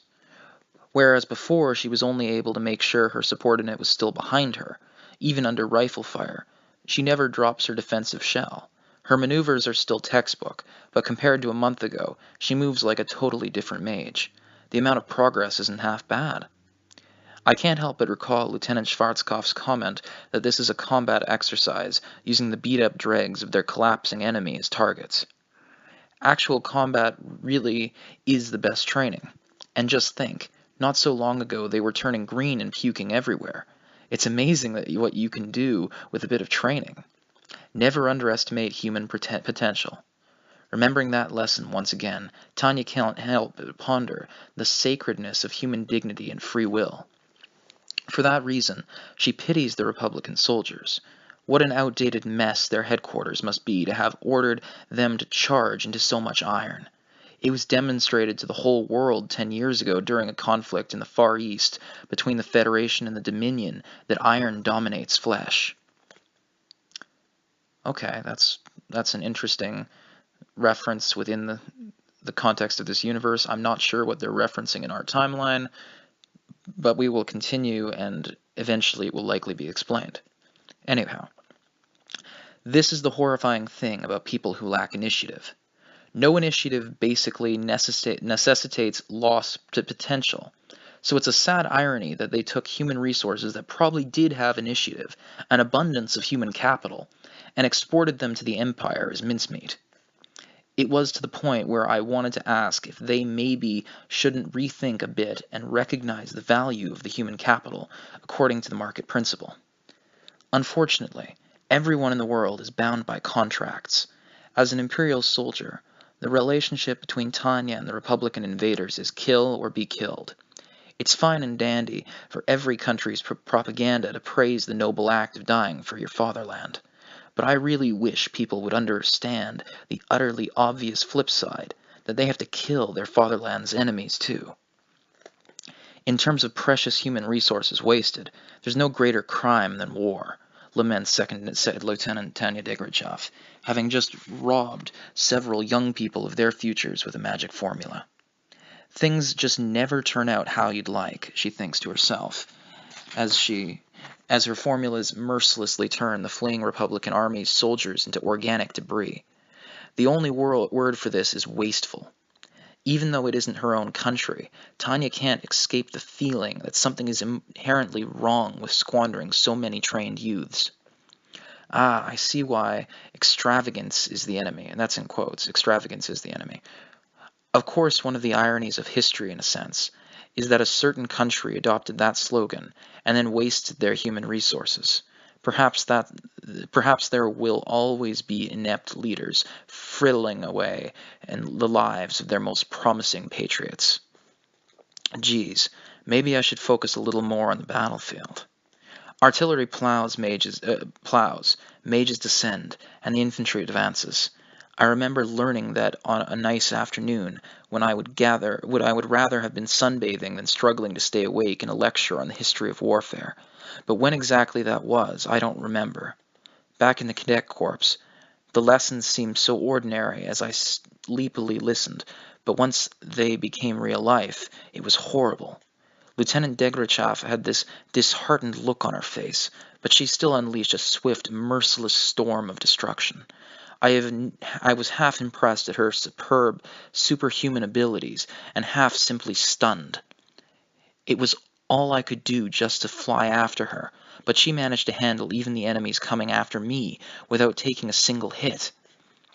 I knew it was pointless to think about these things at times like this, but this kind of stuff forced me to realize that if the two of us weren't basically in different universes, she would never have earned the Silver Wings Assault Badge. Company commander to all hands, in 300 seconds the bombardment will continue. Fall back.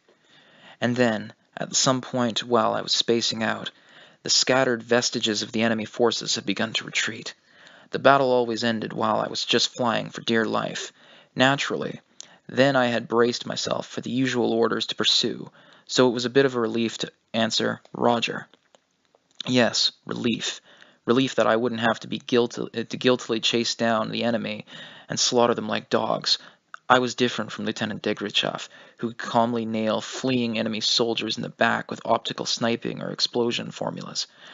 I was relieved because I wouldn't have to shoot. When I was doing everything I can just to fly after her, I practically went into a trance, scattering formulas at random with no time to think. But I still hesitated when I had to aim at a fleeing soldier and cast. I mean, I would wonder if killing them was the right thing to do. Of course, as Corporal Victoria Ivanova Serebryakov, I should shoot, but as Visha, I have no motive. We're all here, no casualties, no losses besides gear. When we landed at the rendezvous point, the sudden release from tension left my gaze. The sole thought occupying my mind was a desire to sleep like a log. I did wonder if that was all right, as a young lady of a delicate age, but on the front, where there was barely any water, you couldn't hope for something as convenient as a girl's shower room. Lieutenant Degrachev brusquely muttered, "Sleeping now, night," and went to bed, so I followed her example and decided to just be thankful I had a bed. I was so ready for rest. But it turned out God wasn't so kind. We were suddenly called to assemble. Before I knew it, we all had gathered. "Good, okay, company. I have some bad news." Uh-oh. I couldn't help but grow tense as Lieutenant Schwarzkopf matter-of-factly, unsympathetically so, continued talking. Even with my limited military experience, I had learned that there was no worse sign than a commanding officer going on matter-of-factly. "We've received an urgent message. The 403rd Assault Mage Company has suddenly entered an encounter battle with two penetrating enemy mage companies." That meant the company that was tasked with handling the next enemy wave had been attacked. A new enemy had bothered the guys who were supposed to be attacking the reinforcements. My brain was tired, but the sense of crisis got it moving, and soon I was up to speed. There were our troops, the next wave of enemy forces, and the new enemy. And the reinforcements? The artillery is pounding away at them, but the observer is being chased by enemy direct support mages and can't properly assess the impacts. The conversation between superior officers made me predict a horribly bad future. I have to fight again. I sighed as I comprehended the situation. So we have to rendezvous with the 403rd. We're moving out immediately. It was just one thing after another. And plus, it's not so easy to rebuild the will to fight once you've relaxed. The company commander continued, heedless of me and my scattered thoughts. At the same time, we have to rescue that observer who's under attack. He's requested backup. That reminds me, you experienced something like this up north, didn't you, Lieutenant Degrachev? Yes, sir, and I'm not about to repeat it. Observing for the artillery was almost like painting a target on your back for enemy mages. Any veteran would repeatedly tell you how critical it was to take out the artillery's eyes, because then the guns were nothing to be afraid of. If you were the eyes for the ruler on the battlefield, your fate was being the first to get shot at. "Elia, you damn liar, you're not safe in the rear having tea." Observers got targeted to a shocking degree. What terrified me more than anything was that even Lieutenant Degrachev, who could calmly weave through a hail of bullets, had been seriously injured when she was an observer. That was how intensely the enemies came after them. Another way to think of it was that this observer, in the same position as Elia, was in serious trouble. It wasn't at all logical, but a voice was telling me that I had to save them. I didn't really understand the feeling either, so I had to do my best in this rescue operation. Newly determined, I stretched and took a deep breath to wake up. But I only felt different. On the outside, I still looked like a dead, tired kid. I see well. Well then, Lieutenant Degrachev, as a Silver Wings recipient, is the rescue possible? Not even counting any potential delays, it would be difficult. Even if you use the Type 95? I'm fine, but Corporal Serebriakov looks to be at her limits, Lieutenant Degrachev responded, a bit resigned sounding, after glancing at me as I stood there, dazed and motionless. I don't want to be an inept officer who takes her subordinate out on a rescue mission only to lose her in addition to the one we're supposed to be rescuing. Then break up the pair. No, never mind. The emotions contained in her words were hard to pin down. Maybe disappointment, maybe concern, but in the end, what she'd simply stated was that it was impossible, and the way Lieutenant Schwarzkopf changed his mind mid-sentence said it all. A pair was the basic unit. If Lieutenant Degrachev flew the rescue mission solo, I would be faced with an aerial battle with at least two mage companies. Assuming that units over the border would have backup was elementary. Without my buddy's help, my chances of survival as a squirt with no support were slim. even if I wanted to go on the mission. I was standing there in front of them all, tired and absent-minded after the last attack. That was why they rejected the idea. That was where their hesitation came from. When I realized that, I shouted. I didn't understand the urge very well myself. Commander, if I may. Corporal Serebryakov. I'd like to volunteer. I volunteer for the rescue mission. Lieutenant Schwarzkopf sounded suspicious. Well, I had interrupted my superior officers, which could get me punished, possibly even court-martialed. I never would have dreamed I'd do something so impulsive, that I had that kind of guts. Corporal. Sir, I'm an Imperial soldier too. While it's presumptuous of me to say so, I believe I can handle this mission. Lieutenant Degrachev's short reprimands would usually make me go limp, but even her harsh tone couldn't stop me this time. Commander, please let me go. That's what she says, Lieutenant. Lieutenant Schwarzkopf? Her shocked yelp and her eyes, usually half-closed in disinterest, now popped as wide open as they could go. The way she objected to this unbelievable response made her look somehow closer to the 10-year-old girl she was. Apparently, even someone who seemed so cold on the surface had been worrying about her subordinates. I'll have Sean's squad escort you. Move out. But, Lieutenant, she made up her mind. I understand your concern, Lieutenant, but any more just makes you overprotective. Lieutenant Degrachev looked astonished. Maybe she's more emotional than she lets on. The thought was impertinent, but her expressions were so funny that I couldn't help it, though it wasn't what I should have been focusing on at that moment. I felt I sort of understood my friend, who teased me for my funny faces. Lieutenant Degrachev's vampire-like coldness had faded, and a little bit of distress took its place. It was weird to realize just then how unexpectedly important I was to her, and it was a bit late in the game, but it also struck me what a young girl it was taking care of me. Understood. I'll do my best.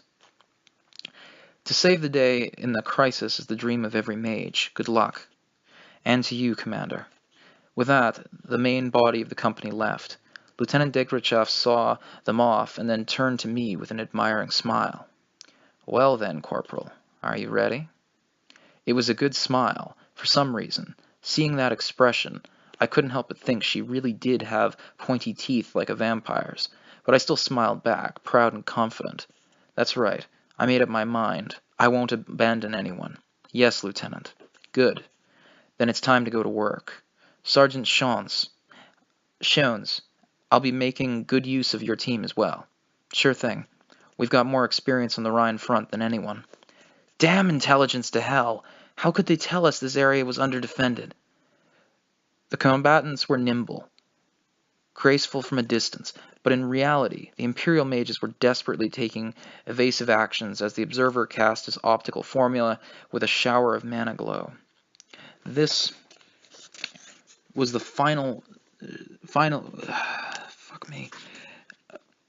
This was finally shot number 4. They had been picking off enemy observers for a while now, but it hadn't affected the artillery's accuracy one bit. From the sound, they were probably firing 120mm cannons. Worst case scenario, maybe 180mm or 240mm as well. The ground forces trying to leave the fighting area were in disarray, and the enemy was having a field day. Their breaching formation may have been ideal for speed, but it made them vulnerable to counterfire. Their only advantage was direct mage support that let them focus on breaking the line. Unfortunately, Control couldn't get around to assisting them, so they were intercepted about as well as they were shooting at random, as well as if they were shooting at random with their eyes closed. Though they had taken out the solo enemy observers, a warning must have gone out. There were limits to how well jamming could be maintained. Enough time had elapsed that they had to assume that a decent intercepting force, or quick reaction force, was on its way. In the worst-case scenario, their own retreat would be cut off in addition to the ground troops. That's how much time had gone by. If you got time to slap your lips, cast some formulas, you bastards! To support their infantry's retreat, they had to neutralize the enemy artillery somehow. And that was the problem. How? The simplest way would be to attack them, but from the scale of bombardment, it seemed like corpse-level artillery. If it were artillery attached to a division or a battalion, charging in, prepared to die, would give them a chance, but corpse-level artillery would anticipate anti-mage combat. That's why their only option is to hunt down the weak points, the observers. But not only did that take a lot of time and effort, the effects weren't immediately obvious. Aye, sir. There's only so much we can do with the opticals. Give us authorization for explosion formulas. If they blew up the whole area with explosion formulas, that would catch any observer hiding on the ground too. They didn't have time to scan the surface for each optical cast. Not only did they have to drop their altitude to a certain extent, but also they had to do multiple flyovers to ensure they didn't miss anything. At first they caught them off guard, but their enemies weren't stupid. The ones who expected their opponents to be fools are the real idiots.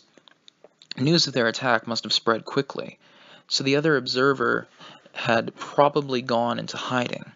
Finding them would only take a terrific amount of effort. A terrific amount of effort, eh? At this rate, we won't even be able to get half of them. Hence the idea of blowing the entire suspicious zone away. That was one valid method. Actually, in the preliminary stages of artillery battles, both sides would send out scouting parties to search for the enemy's position and lay down high-explosive anti-personnel suppressive fire. If they were lucky, they might take out the observer squad, but this method presupposed a certain amount of firepower. Basically, they would need at least an entire mage company sustaining maximum available firepower to carpet bomb the area. That would certainly give them a boost, but it would be too heavy a burden for the current forward direct support unit. And if they suppressed them with a formula big enough to burn up the whole area, it would seriously hamper them in sustaining combat later. Out of the question. In the long term, it will just make finding them harder. But in the long term, it was really not their day. Detecting high mana, suspected reinforcements, mages coming up fast. God damn it! Forget hunting observers, get ready to intercept. They were scattered and exhausted. Military doctrine would emphatically recommend avoiding combat in such a state, but logic was first and foremost idealistic. Things wouldn't be so tough if it were actually possible to follow that doctrine in combat. Since the leading army had yet to finish extricating itself, if the backup was to retreat, literally everyone on the ground would get killed. Of course, the ground units had been retreating since the moment they failed to break through, and an overhead view of the battlefield showed the entire army was pulling out, but mages could move far faster than troops on the surface. They could just see the observers returning to direct the batteries and take out their ground army while they were fighting off the reinforcement mages. That was why they had to secure the airspace. There was some battles you just couldn't run away from. All units, our observer is down. I say again, our observer is down. Hearing that, Second Lieutenant Tanya Digorichov made an irritated face and mutters, "Just great, just fucking great. If only we had sortied slightly earlier, or even a bit later, is the lament that crosses her mind. All I can do is curse the terrible timing. They didn't make it in time to help their ally, but have come too close to the enemy to turn back now. This will be all pain and no gain. As you all just heard, unfortunately we didn't make it in time, but that just means our job is a bit different. Lieutenant Degrichov, isn't this too much for one platoon?" Sergeant Shones, on loan to Tanya from the company commander, gives a warning. According to the latest from Combat Direction Center, they've lost contact with a mage. They're sure he was shot down before his signal went dead. He reported a group of enemy mages that looked like at least 2 companies. In a sense, retreating is the correct answer despite the danger of being pursued. They were dispatched to perform a rescue. If the object of the mission had been taken out, there was no need for them to stick around. Sergeant Shones, your opinion is correct in most cases, but not in our current situation. Common sense would never have them undertaking this flight as a solo platoon. Even Tanya would turn on her heel and return to base if there was enough distance between them. But rather than risk pursuit and be constantly watching their backs, it's better to take the initiative and strike. I can't deny that we're outnumbered, but we don't need to wait around for the enemy to regroup and assemble. Taking our enemies one by one is an elementary war strategy.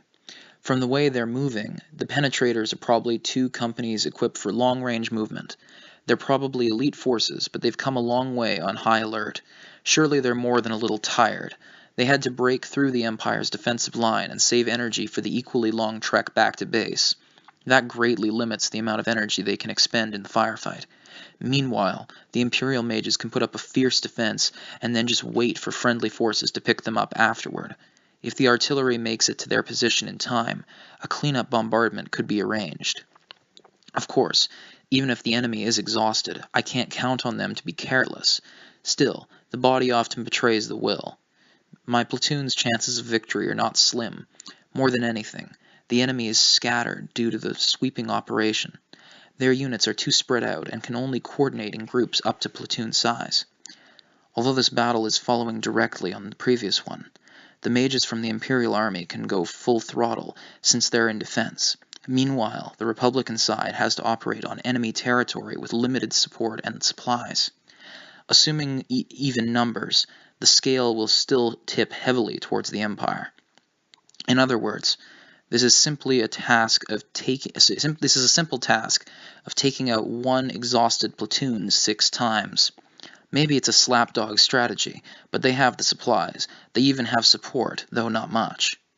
1 on 6 sounds hopeless, but 1 on 1 gives them a chance. If they do some damage despite their numerical inferiority, the army can't ask for anything more. Okay, boys, I'll take 3 platoons, the rest are yours. This shouldn't be too hard. I can't expect to wipe them out completely, but it's a perfect opportunity to rack up points by taking them out one at a time. It's a good chance to put my capabilities on display. The rescue was a failure, but thankfully we've got the artillery battery behind us, and little energy to spare. I hear they even saved some shrapnel shells for us. How perfect! I have been upset that I didn't get away with using my exhausted partner to refuse the mission, but I guess you still know when you'll get your... I guess you never know when you'll get lucky in life. Still, Tanya thinks, with a glance at the face of the subordinate behind her, Corporal Serebrikov may be nervous, but she's flying steady. She's skilled, yet she was drafted. She didn't join up because she wanted to. She's a young girl who was pressed into service. I would never have dreamed a corporal with such a background would volunteer for combat. Was it out of a sense of duty, patriotism, love for her buddy? Someone willing to do jobs above their pay grade is a promising human resource. Are you trying to monopolize the title of ace, Lieutenant? Good question, Sergeant. Nah, just if I take out 10 more, I'll get a bonus and time off. I'm about ready for a vacation, she joked glibly. If my score breaks 50, I'll earn a special break, specifically 2 weeks off plus a bonus and a raise on top of that. I would be given flex time and authorization for limited discretionary action. 5 downed makes me an ace, 50 downed makes me an ace of aces. Unfortunately, testing the Type 95 muddied my memory, and I'm sniping from artillery bombardment range. That means that inevitably, many of my scores have been unconfirmed. Still, at least some had been acknowledged, so I'm currently at 40. The best thing is that with these clean results, I won't be put on trial for war crimes. Even after the war, it won't be a problem. How about that? In other words, killing one person is a crime, but killing a pile of them gets you a medal. Most people would find that inconsistent, but economic theory makes it acceptable.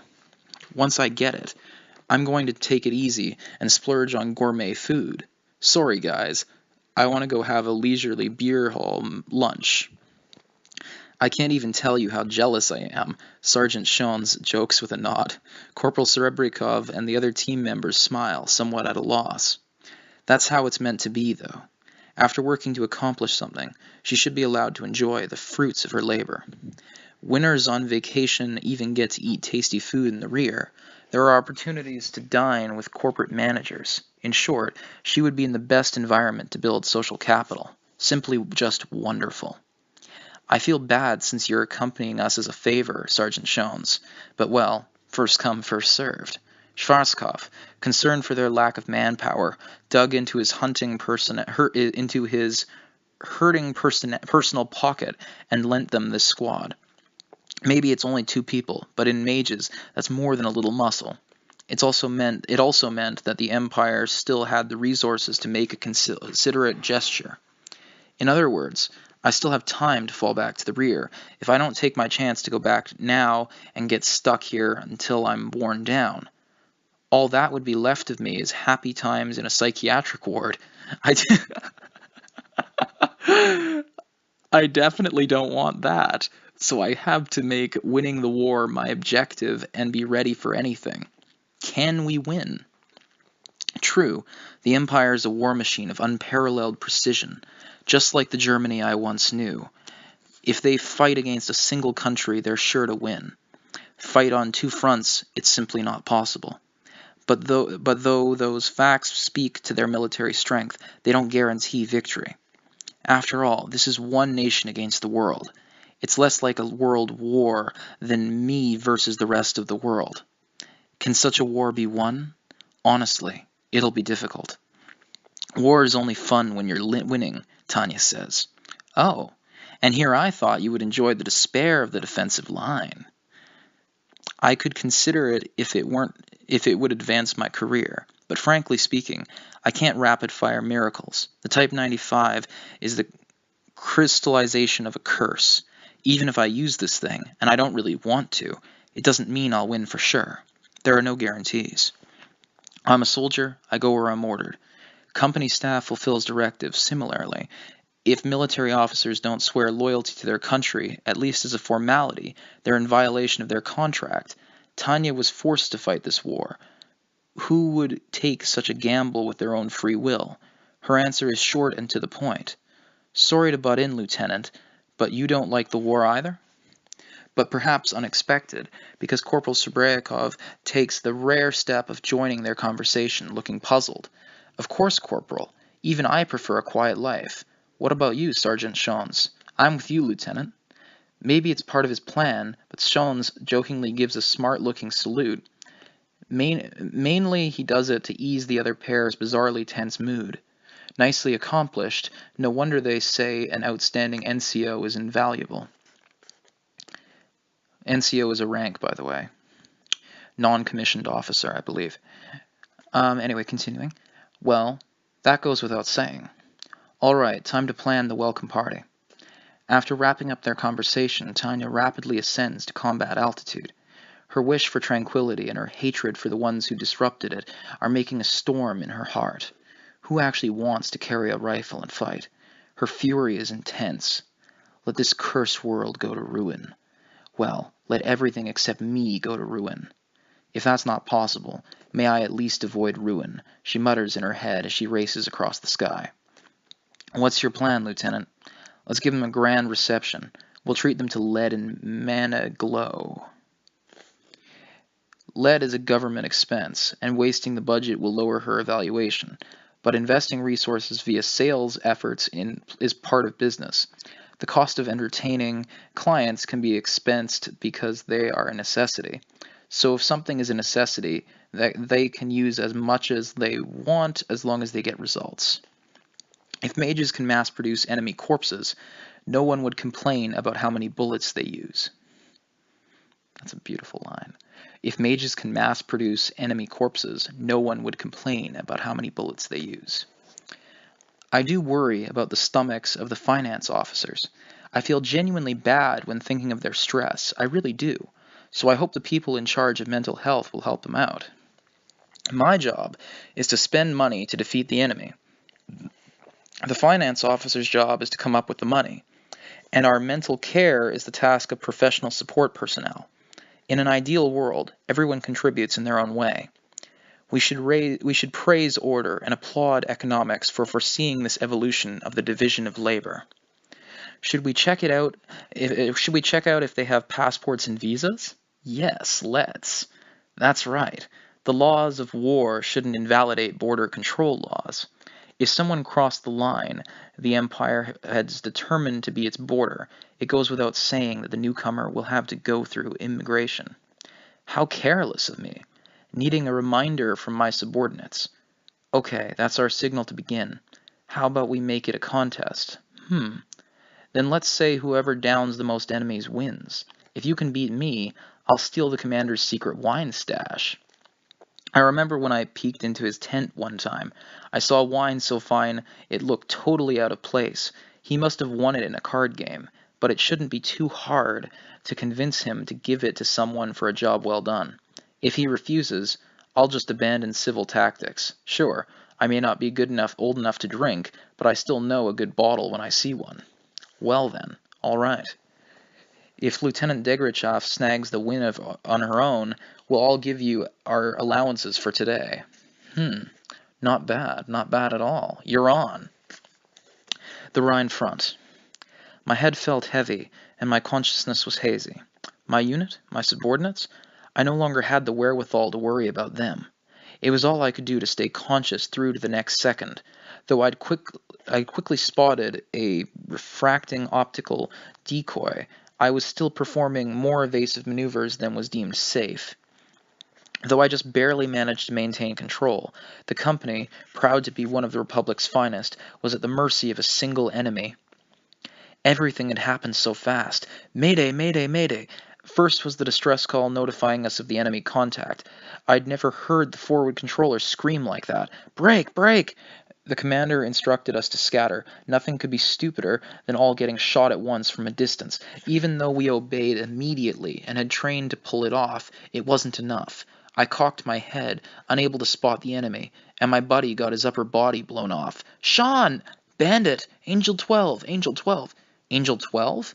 I scanned the sky for the source of the attack, and when I found the bastard, I was speechless. 12,000 feet, an altitude that made the practical limit of 6,000 for mages look like nothing. Not only was it a harsh environment where oxygen concentration was roughly 60% of ground level, but the biggest problem was that you would run out of mana.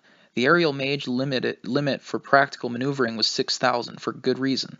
Impossible! It's not a fighter plane? Fucking hell, it's definitely a mage. We wondered if it was maybe a plane, but no, there was no doubt about it. We detected mana particles and glow. It was definitely an aerial mage. The air up there was thin, very thin. The temperature was low. Running out of mana was fatal. Acclimating to that altitude was also a hurdle. While it was hard to believe, the enemy mage had overcome all those things and was managing to fight a war.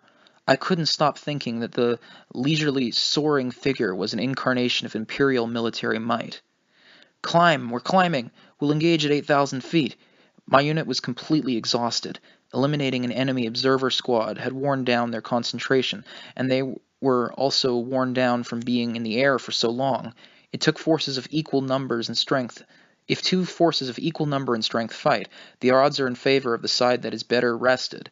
That's simple logic. The Empire's aerial mages were known for being elite, whereas outside had a tendency to make up for inferior quality with quantity. Whereas outsiders and foreign nations had a tendency to make up for inferior quality of mages with quantity. And this enemy was something else. Even if we were to attack at peak performance, we'd probably still be in for a tough fight. For starters, approaching an enemy at 12,000 feet was impossible. Captain, there's no other way. In theory, aerial mages had a slight edge over aircraft, but that was at altitudes below 6,000 feet. Aerial mages were able to use magic, but they were still just flesh and blood humans. In combat at high altitudes, they were nothing but targets. No wonder the AWACS guy is going crazy. AWACS is an acronym. I don't know what it stands for. Anyway, continuing. Right, that guy's... he's insane. I see. The enemy mage is far from normal. I could understand why the Airborne Early Warning and Control System, AWACS, that's what it stands for, was going nuts.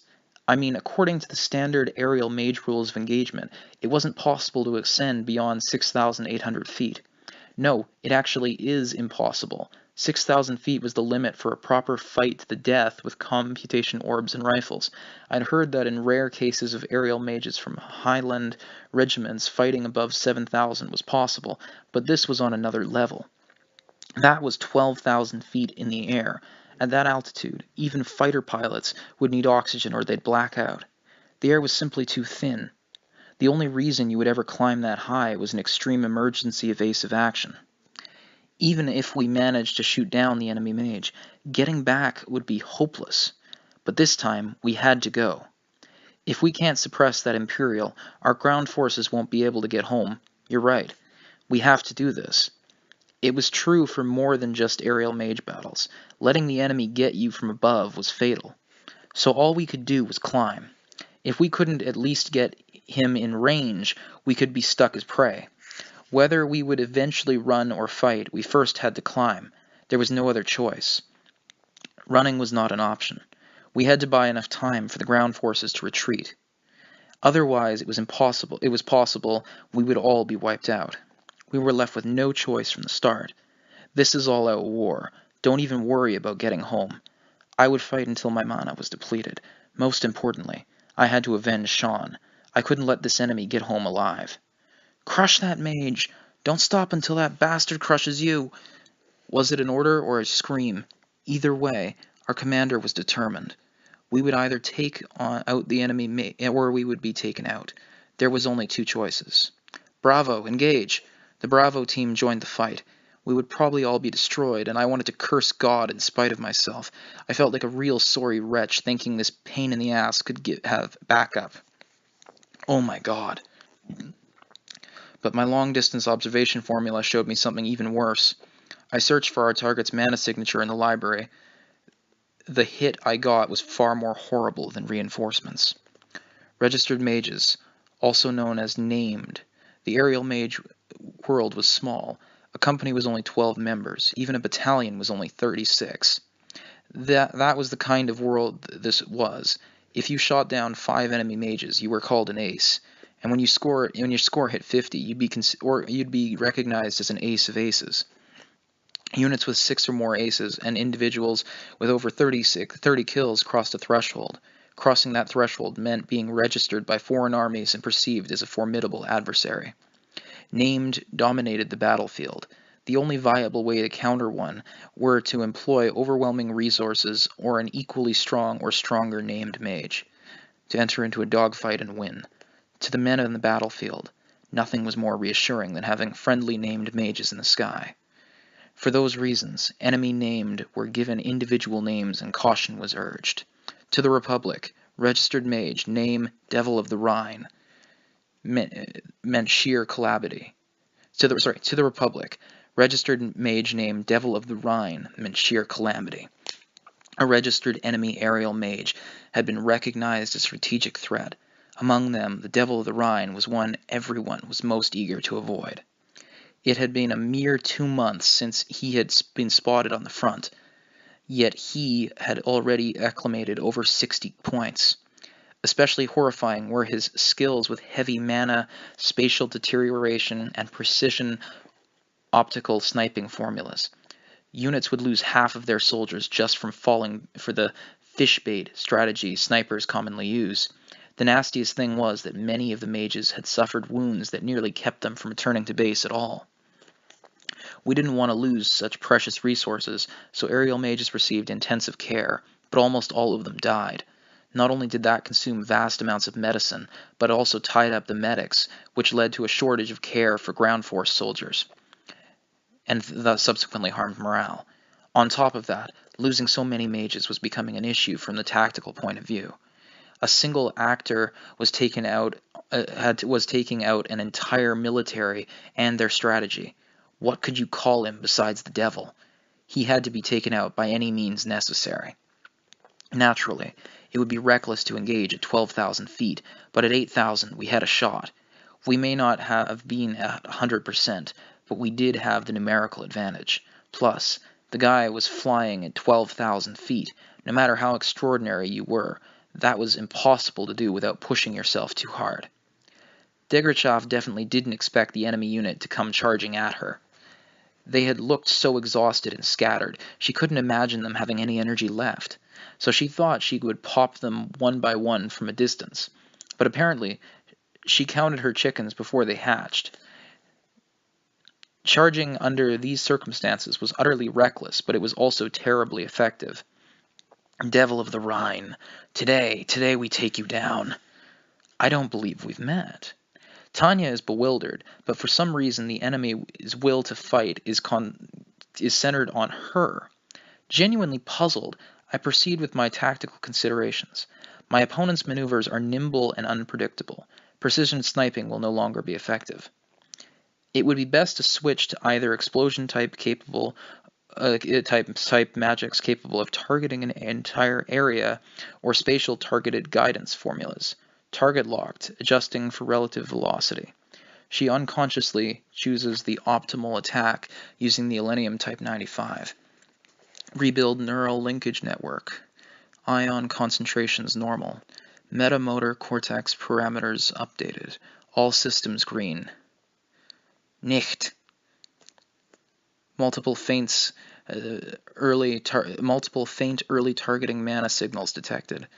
Formula types include invisible guided shots and spatially casting blasts.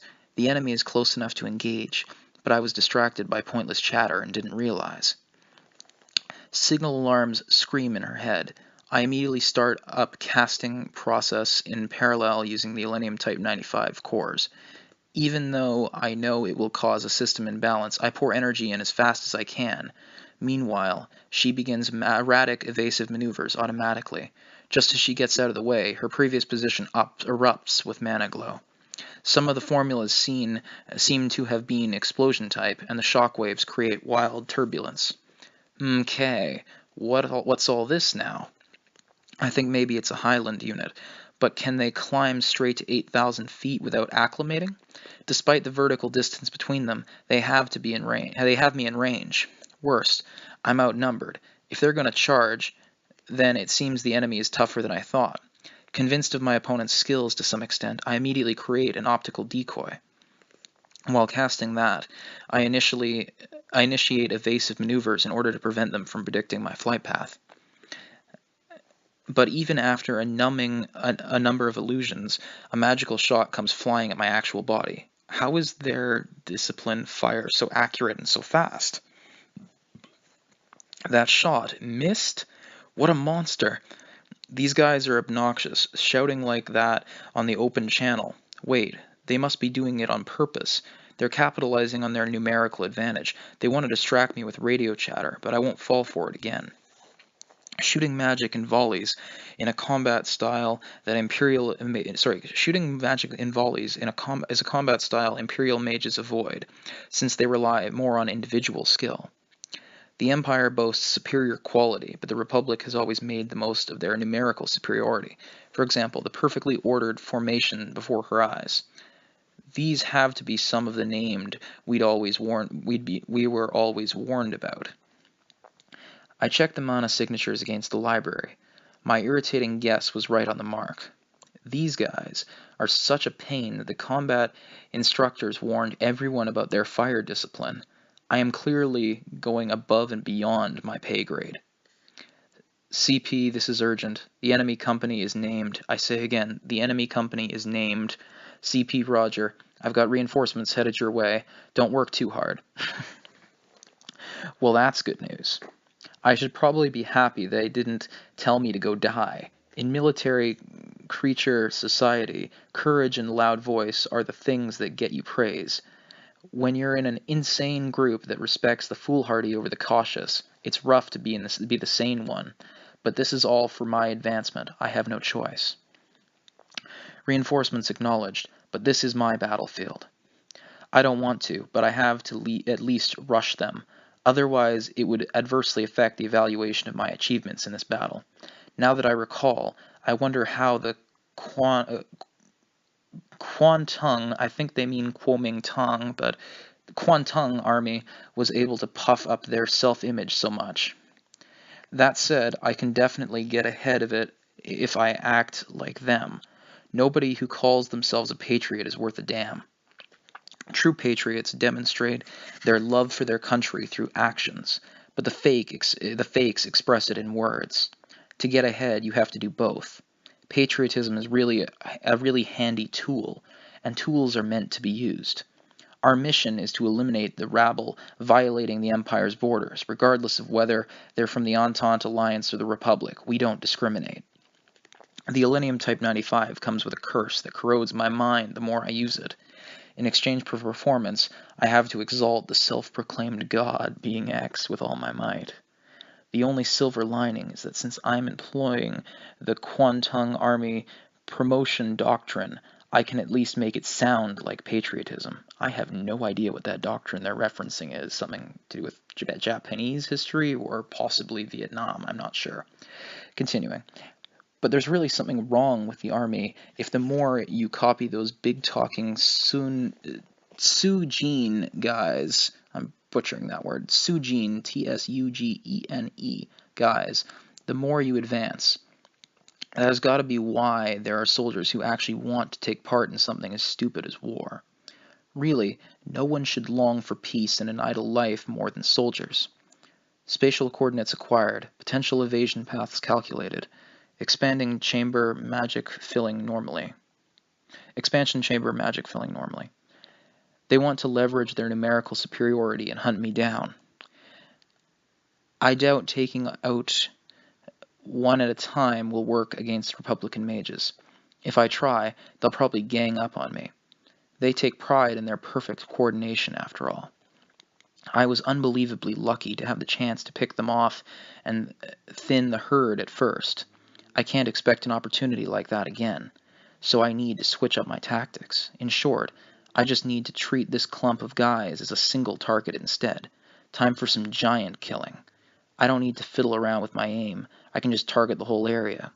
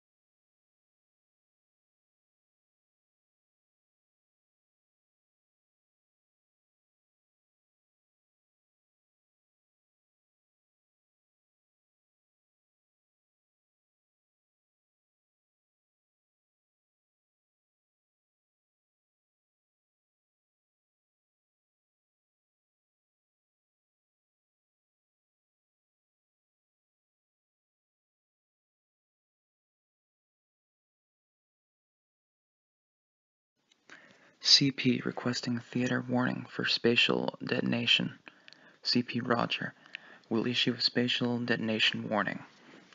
Elenium Type 95 is capable of storing mana via its system of 4 synchronized cores.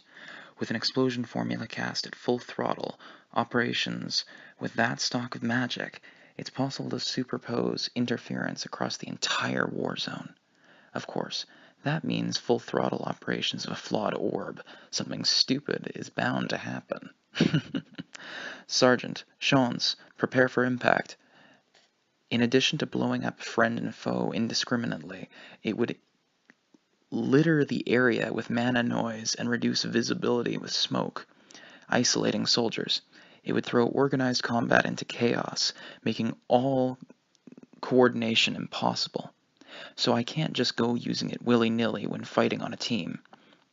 The tactic is so disruptive, in fact, that the instructor unit was kind enough to comment that apart from self-destruction, there was no use for it. If, however, the fight is one versus a group, it can blow away the group's organization and turn the fight into one versus multiple individuals. Thus, the verdict is the formula causes nothing but problems in battles, but it's not bad to have on hand when low on manpower. Begone, impotent foes. This is our empire, our sky, our home. I should be able to get positive evaluations for proclaiming my nationalism into the entire area on an open broadcast channel. Coincidentally, the military also generally approves of religious faith, so I might as well make use of being X's curse to get ahead. I'll just have to accept it this time, even if I scream in agony as my freedom and dignity are trampled. If ye come to disrespect the fatherland, we shall pray unto God. The enemy mages began spreading out. They created a zone of interlocking fire from either side. Rather than concentrate their shots on Tanya, they planned to torture her to death in midair. On top of that, as a precaution against ordinary explosion formulas, the spread is wider than usual. O Lord, save the fatherland. O Lord, grant me the strength to defeat my nation's enemies. They can pin me down even after all those intense maneuvers up this high? These guys are war crazy. Geez, if you like it so much, you should just split into two sides and kill each other and leave us the hell out of it. Why do they have to get other people involved? Did no one teach them not to be a bother? There had to have been some major flaws in their education. Education decides a child's future. They need to take it seriously. Or maybe they're rational, economical people like me, using war to advance their careers and aiming to survive. Wait a minute. If that's the case, shouldn't I do my best to negotiate for a profitable outcome?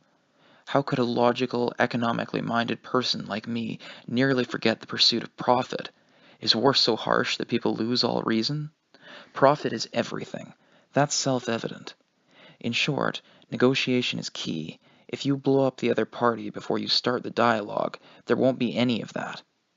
There will be no profit to be had. By the time this dawns on Tanya, she's overwhelmed by how easily her reasoning had been impaired by the war, and by how far she'd gone down the path to losing her humanity. Unless your hobby is fighting to the death, killing someone without getting anything out of it is pointless. Right, this isn't a zero-sum game, so building cooperative relationships should be theoretically possible. Then, instead of earnestly slaughtering one another, it would be more logical to rig the game. We'll move from a savage world of killing and being killed into a world of reason. Surely the fabled win-win solution is possible. We can't go overboard. Just as economists were able to determine through statistics that Japan's national sport was riddled with fixed matches, our deception will one day be exposed, but by the time a third party sees through our plot, the fighting will be long over. Economists have plenty of other things to be working on during a war, and most of the time those things are extremely important. Save us from the heathen invasion. O God, grant me the strength to slay our enemies. I have to just keep singing meaningless praise to make it look like I'm using a formula. That way I can conceal my intentions from CP for a while. If this goes well, all I have to do is settle negotiations while they can't tell what I'm doing due to the mana noise. Things are coming together. Not noting that, Tanya thinks for a moment, and then decides that the proper time for her message might be at hand. Perhaps they will open the door to negotiation, and things will go well for both sides. No one can call themselves an adult if they are bound by preconceptions. Maybe she's only been looking at Republican soldiers as stereotypes. People are more than their appearances. Surely we need to gain a thorough understanding of people's true inner selves, to interact with them properly. All individual personalities are one of a kind, and thus deserving of respect. Even in the middle of a war, if it might be possible to negotiate with someone, you should be sincere with them. Of course, negotiating with the enemy will naturally get you court-martialed.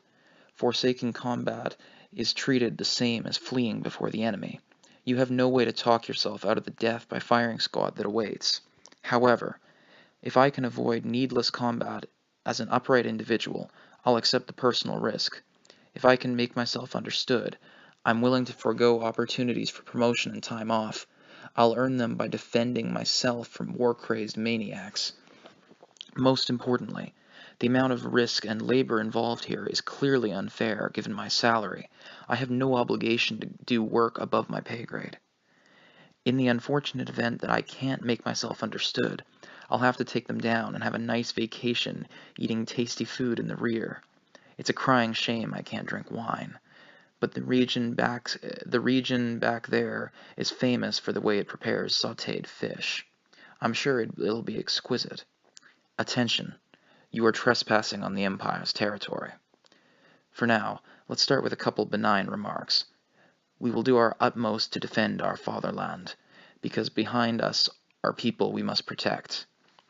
Apparently, a soldier's duty is to protect their country's people. Though some armies are violence machines and some belong to emperors, soldiers really are usually protectors of their nation. Well, there are also cases like Prussia, where the army possesses the state instead of the state possessing the army, so it's not a hard rule. But the generalization sure sounds good. Answer me this. Why do you wish to invade the Empire, our homeland? She says it like a reprimand, but she actually wants an answer. I'll get the negotiation ball rolling. I may be talking to the enemy, but this is still innocuous enough that I can explain it away. I wonder what their response will be, but all I get is a barrage of curses and a hail of bullets. Are these guys really just a bunch of dumb, war-crazed animals? I can't help but doubt their sanity. So these people aren't modern entrepreneurs I can calmly pursue a rational outcome with. Or perhaps they, too, have lost their humanity in the war. If that's the case, how sad. That means I have to play along with these war-loving fools. The worst possible scenario. She wants to request overtime pay along with extra compensation for being placed in this hazardous working environment, but she doesn't know who to invoice. I realize it's immature to throw a fit, but I want to cry. This is CP with a warning for the theater. Watch out for mana noise. CP is kind enough to issue the warning Tanya requested, and she has accumulated enough mana. Alright, if these guys are logical, economically minded fellows, they're sure to value 1 over 0. Who knows? Maybe they're the prudent types who wouldn't take a risk while the radio signal is good. Even if they get bombed first, rational fellows like that will undoubtedly choose a reasonable solution if they survive. At least I would choose a reasonable solution. Maybe I would get this over with, knock it off with the hesitation and delays and get things moving. Focus on controlling all the mana I saved up and accepting the noise in my thoughts. O saints, believe in the blessings of our Lord. Let us be fearless. Tanya feels drained at the sudden release of loaded mana. She wants to scream as all the energy is sucked out of every one of her cells. But the Elenium Type 95's curse prevents it.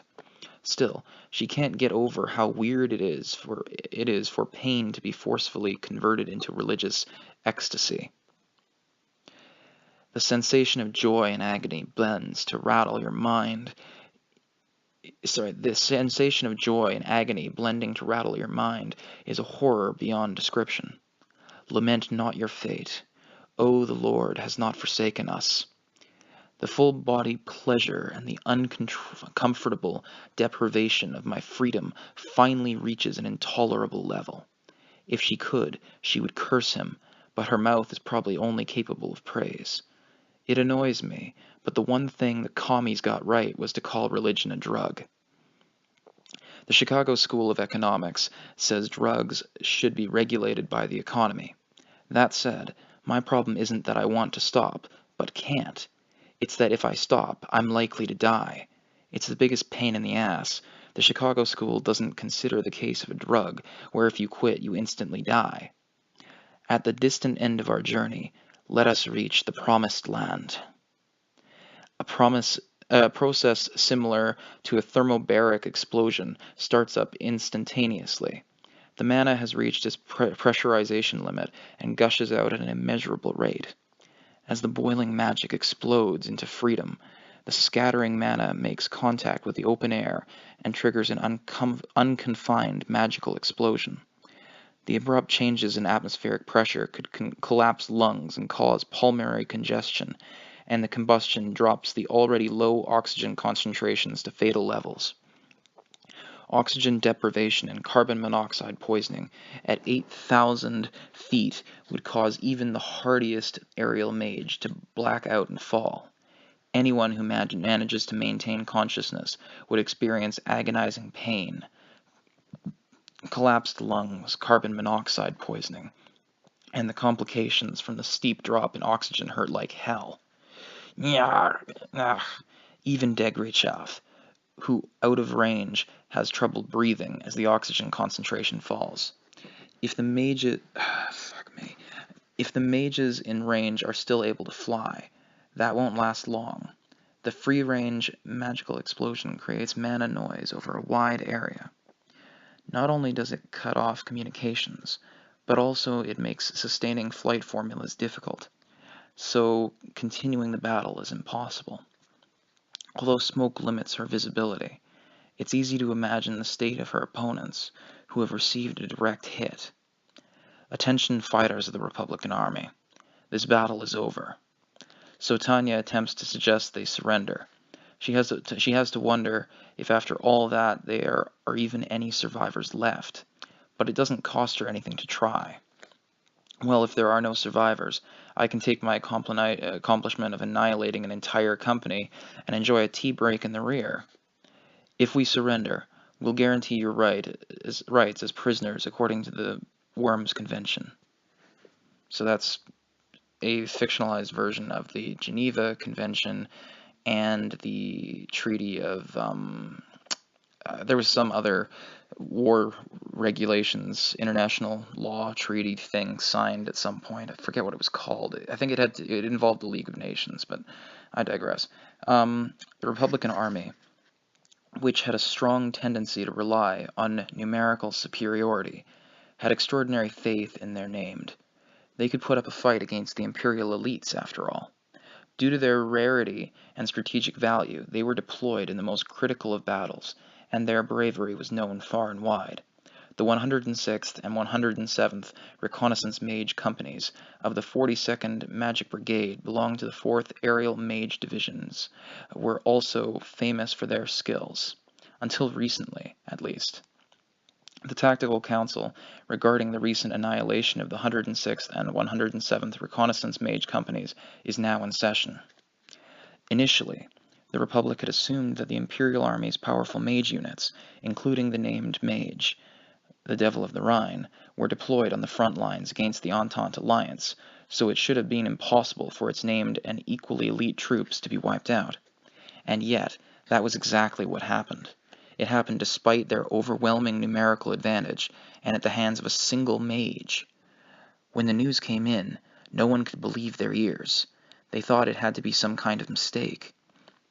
While the 106th and the 107th companies were engaged suppressing enemy observers, an enemy mage unit came to intercept them.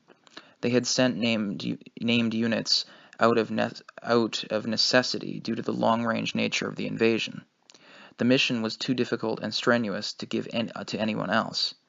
As hard to believe as the news was, if a numerically inferior unit had inflicted massive damage to them, it was possible it could have repercussions for the entire war. It was no wonder the ranking members of the General Staff, who understood that fact, looked grim. What I'm handing out now is a report combining the logs from recovered computation orbs and survivor accounts. The expressions of the magical officers who had done the analysis were even darker.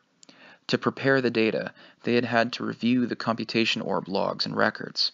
The debriefing of the survivors was limited since some of them were severely injured, but what they had heard was shocking. If the information hadn't come straight from half-dead survivors, it would have been hard to believe. No, they wouldn't have wanted to believe it. Anyhow, please take a look at this recording of the battle. Mayday, mayday, mayday! That was the emergency distress signal used when encountering an unexpected enemy. The frontline combat controller, whose job was to remain calm and clear-headed at all times, was shrieking. It might have been funny if it had been a newbie, but he was a veteran. He had been the first to report the 106th defeat and the one to request assistance for retreat.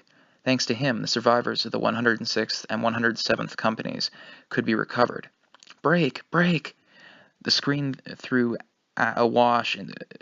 though, awash in static, showed the unit promptly following their commander's order. The aerial mage officers who had done the analysis still found it difficult to accept the reality of what followed. At that moment, according to the log, the user was sniped from a distance far greater than was thought possible. It was hard to believe. The 106th was performing erratic evasive maneuvers. Sean! The screen kept jerking around due to sharp changes in flight path. During that short time, several soldiers were shot out of the sky. Bandit! Angels 12! Angels 12! And then, incredibly, an attack from 12,000 feet. They had already received this information as an emergency report. The issue was an Imperial mage had climbed to double the current standard altitude. If it was true, all of their aerial mages would be rendered virtually powerless. Of all the... It can't be. No one was sure who had spoken, but the sentiment was universal.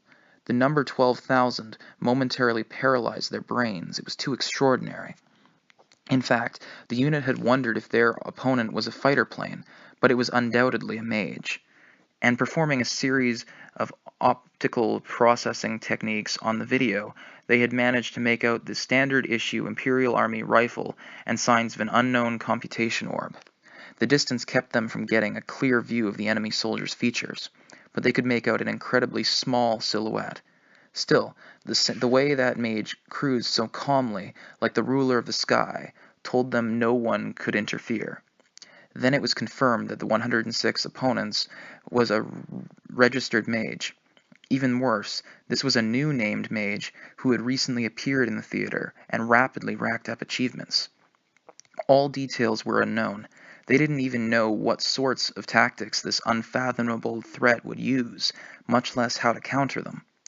They had kicked intelligence's butt to get a reinvestigation underway, and so far they had found several unconfirmed reports that had been previously dismissed as frontline rumors. Things like a lone enemy soldier taking down an entire company, a mage flying at an impossible altitude, and so on. It was a war zone after all. They understood some of the intelligence coming in was confused, but it was too bad the unusual nature of their opponent was delaying their identification attempts. Damn devil of the Rhine! Cut it out, Captain Kagir. Who is the devil of the Rhine? An unknown enemy named. We can currently identify them only by their magic signature. The intelligence officer had paled at the sudden question. If they were only able to identify this enemy by magic signature alone, that meant they knew nothing. This was as good as admitting to the other high-ranking officers present that everyone in the intelligence branch was incompetent. They could get the gist of what had happened by analyzing the logs of the computation orb used in the battle. In other words, either the intelligence officers had neglected their duties entirely, or nothing had been recorded. Did you analyze the logs? The chief of staff, who was running the meeting, asked the obvious question. Essentially, are you bastards so inept that you couldn't even do that much? We've inspected 17, mainly from recovered orbs of mages who were shot down, and the survivors have all been debriefed. The response from intelligence, however, made it clear that they had done a proper job. They were the ones who sent the notice that an unconfirmed mage had inflicted heavy damage. They formed a special task force and even launched an operation to retrieve the bodies of fallen mages who hadn't been recovered. As a result of that effort, they were able to recover a number of computation orbs and investigate the wreckage to see if there was any salvageable data. But they didn't find anything useful. They had a mountain of evidence indicating the mysterious mage's existence, but they had no idea what he was like. So, only a magic signature? What does that mean? Almost no one survived an encounter close enough to see him. The majority of people who lived were shot down while they were still outside of firing range. Every mage that approached the devil was hit with enough force to leave them with full-body burns. When the computation orbs were retrieved afterward, the tough outer shells often had melted, and their cores were damaged. To inflict that level of damage with conventional weapons, you'd have to pull out either the big guns or a metric ton of explosives. There was a mage out there who could both eliminate opponents at close quarters with overwhelming firepower and strike precisely at great distances. This named had been classified as a strategic level threat, and though they didn't know the mage's identity, they had registered the Devil of the Rhine in their library by magical signature alone. The Devil, alias, was given out of the hatred and fear of an opponent they couldn't see, and it had only been 2 months since the first sighting in this theater. Yes, if the records were correct, the Devil had been deployed just as the Republican Army had attacked, and had already scored more than 60 kills. Troops on the front line had even sent an earnest request for a named experimentation squad composed of their own elites. Moving on, this is footage recorded from a computation orb moments before it failed. Miraculously, the member of the 106th it belongs to survived. The video showed an enemy figure casually evading the volley fire of an entire company. The shots seemed so unlikely to connect that everyone wondered what the soldiers were aiming at. Incredibly, despite the crossfire, the enemy was flying so calmly it looked almost graceful. Is that dancing? The movements were so mesmerizing that someone murmured unknowingly. A spectacular amount of magic glow filled the air, but the enemy dodged its many sources with elegant ease. Irritatingly, not a single shot appeared to hit. They didn't know who had come up with the alias, but Devil of the Rhine was very fitting. No ordinary person could weave through a setup like that and fight back without seeming to be in any danger at all. Is that mage too quick for our disciplined fire to land any shots? Could their mobility really be that much better than ours? The Republican Army had developed their fire discipline in response to the known superiority of Imperial mages. Working as a team, its troops could shoot down the overconfident enemy mages who tended to strike out. Although it was doctrine premised on numerical superiority, the Republican Army considered it a solution. It figured there wasn't a mage alive in the world who could stay in the air once the barrage began.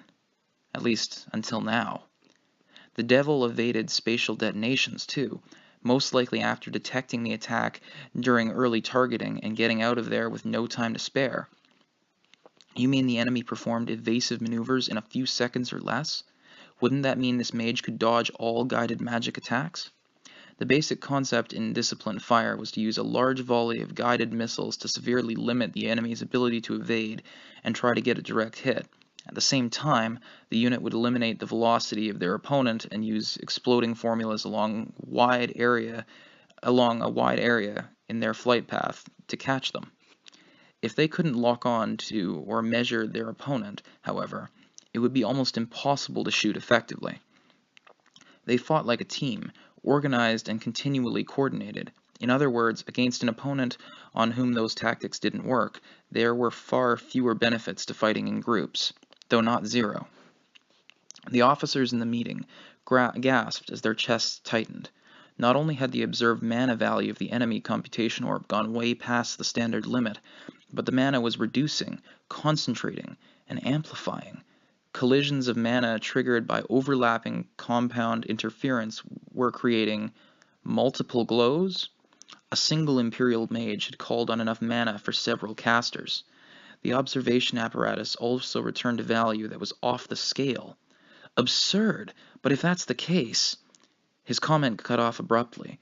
They were all witnessing data that indicated a mana fixation reaction was occurring. The immeasurable profusion of mana detonated a phenomenon that mages and nations had attempted to achieve but finally given up on. In theory, it was impossible for a cast mana phenomenon to access spatial coordinates. Attempting fixation was madness.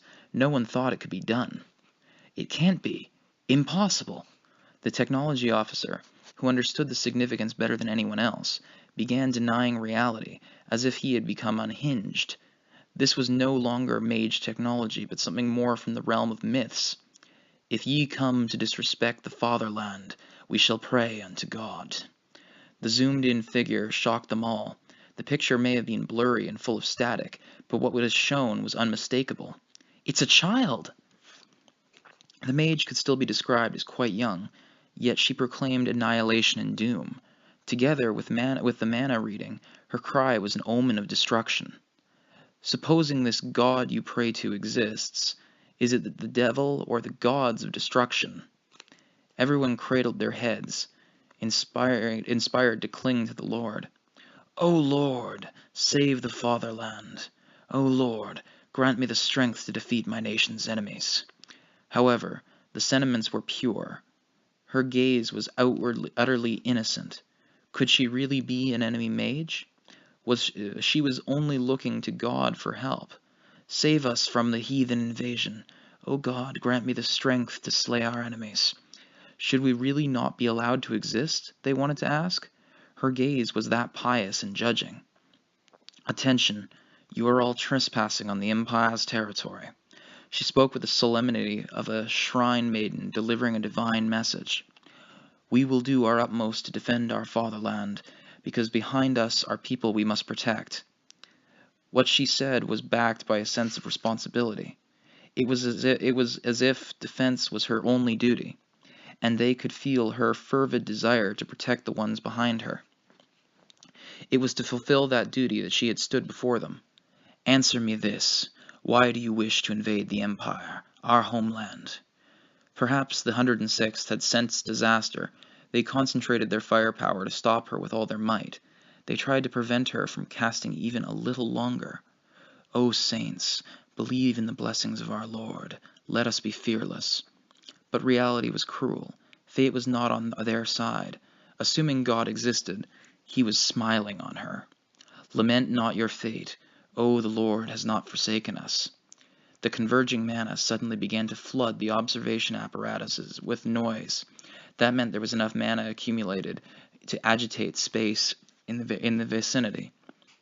At the distant end of our journey, let us reach the promised land. It was as if her words were both the key and Pandora's open box. The officers watching stopped thinking entirely and stared in horror as the monitor emitted a dreadful flash. Eventually, the computation orb was damaged and the video cut off. Dear God, have mercy on our souls. O Lord God, is this what you wanted? And thus concludes Chapter 3, The Watch/Guard of the Rhine. Chapter 4, War College, will be next. But first off, I just want to get my thoughts out here. So that was an insanely lengthy chapter. It was all of, I do believe, let me have a look here, from page 120 to page 194. So that took longer than expected. In terms of my thoughts on it, I think it was good. Like, I've read the manga already for this chapter, and I've seen the anime part that correlates to it. I was surprised at the introduction of Visha's roommate. She is a character that was edited out in the anime for whatever reason, and I don't know if she exists in the manga or not. I haven't seen her so far. It could be that I might have missed a few pages here and there, but I have not seen Visha's, Victoria Serebryakov's, or Sebriakov, I'm never really sure how to pronounce it, her roommate. So in the book, it seems she had a roommate at the military training academy who is a close friend of hers, and then she got sent to the front lines with Tanya, while her other friend, her friend got sent to the front lines as well with a different unit and in a different job position. So, interesting change there, I think. I mean, I can kind of see why it was done, but yeah. Additional to that, I just think, oh my god, epic. It was so epic. Tanya basically just literally nuked them, or, I don't know, napalm, or what have you. The best thing I can compare it to maybe is like a Moab. Massive ordnance air blast, or air burst weapon, or mother of all bombs. Like, she literally just launched one of those on those sorry bastards and blew them away. So, that was epic. Other things that are kind of noteworthy, like there was the no visas line that was used in the invasion of Dacia in the anime and the manga, for some reason, came up in this case on the Rhine front.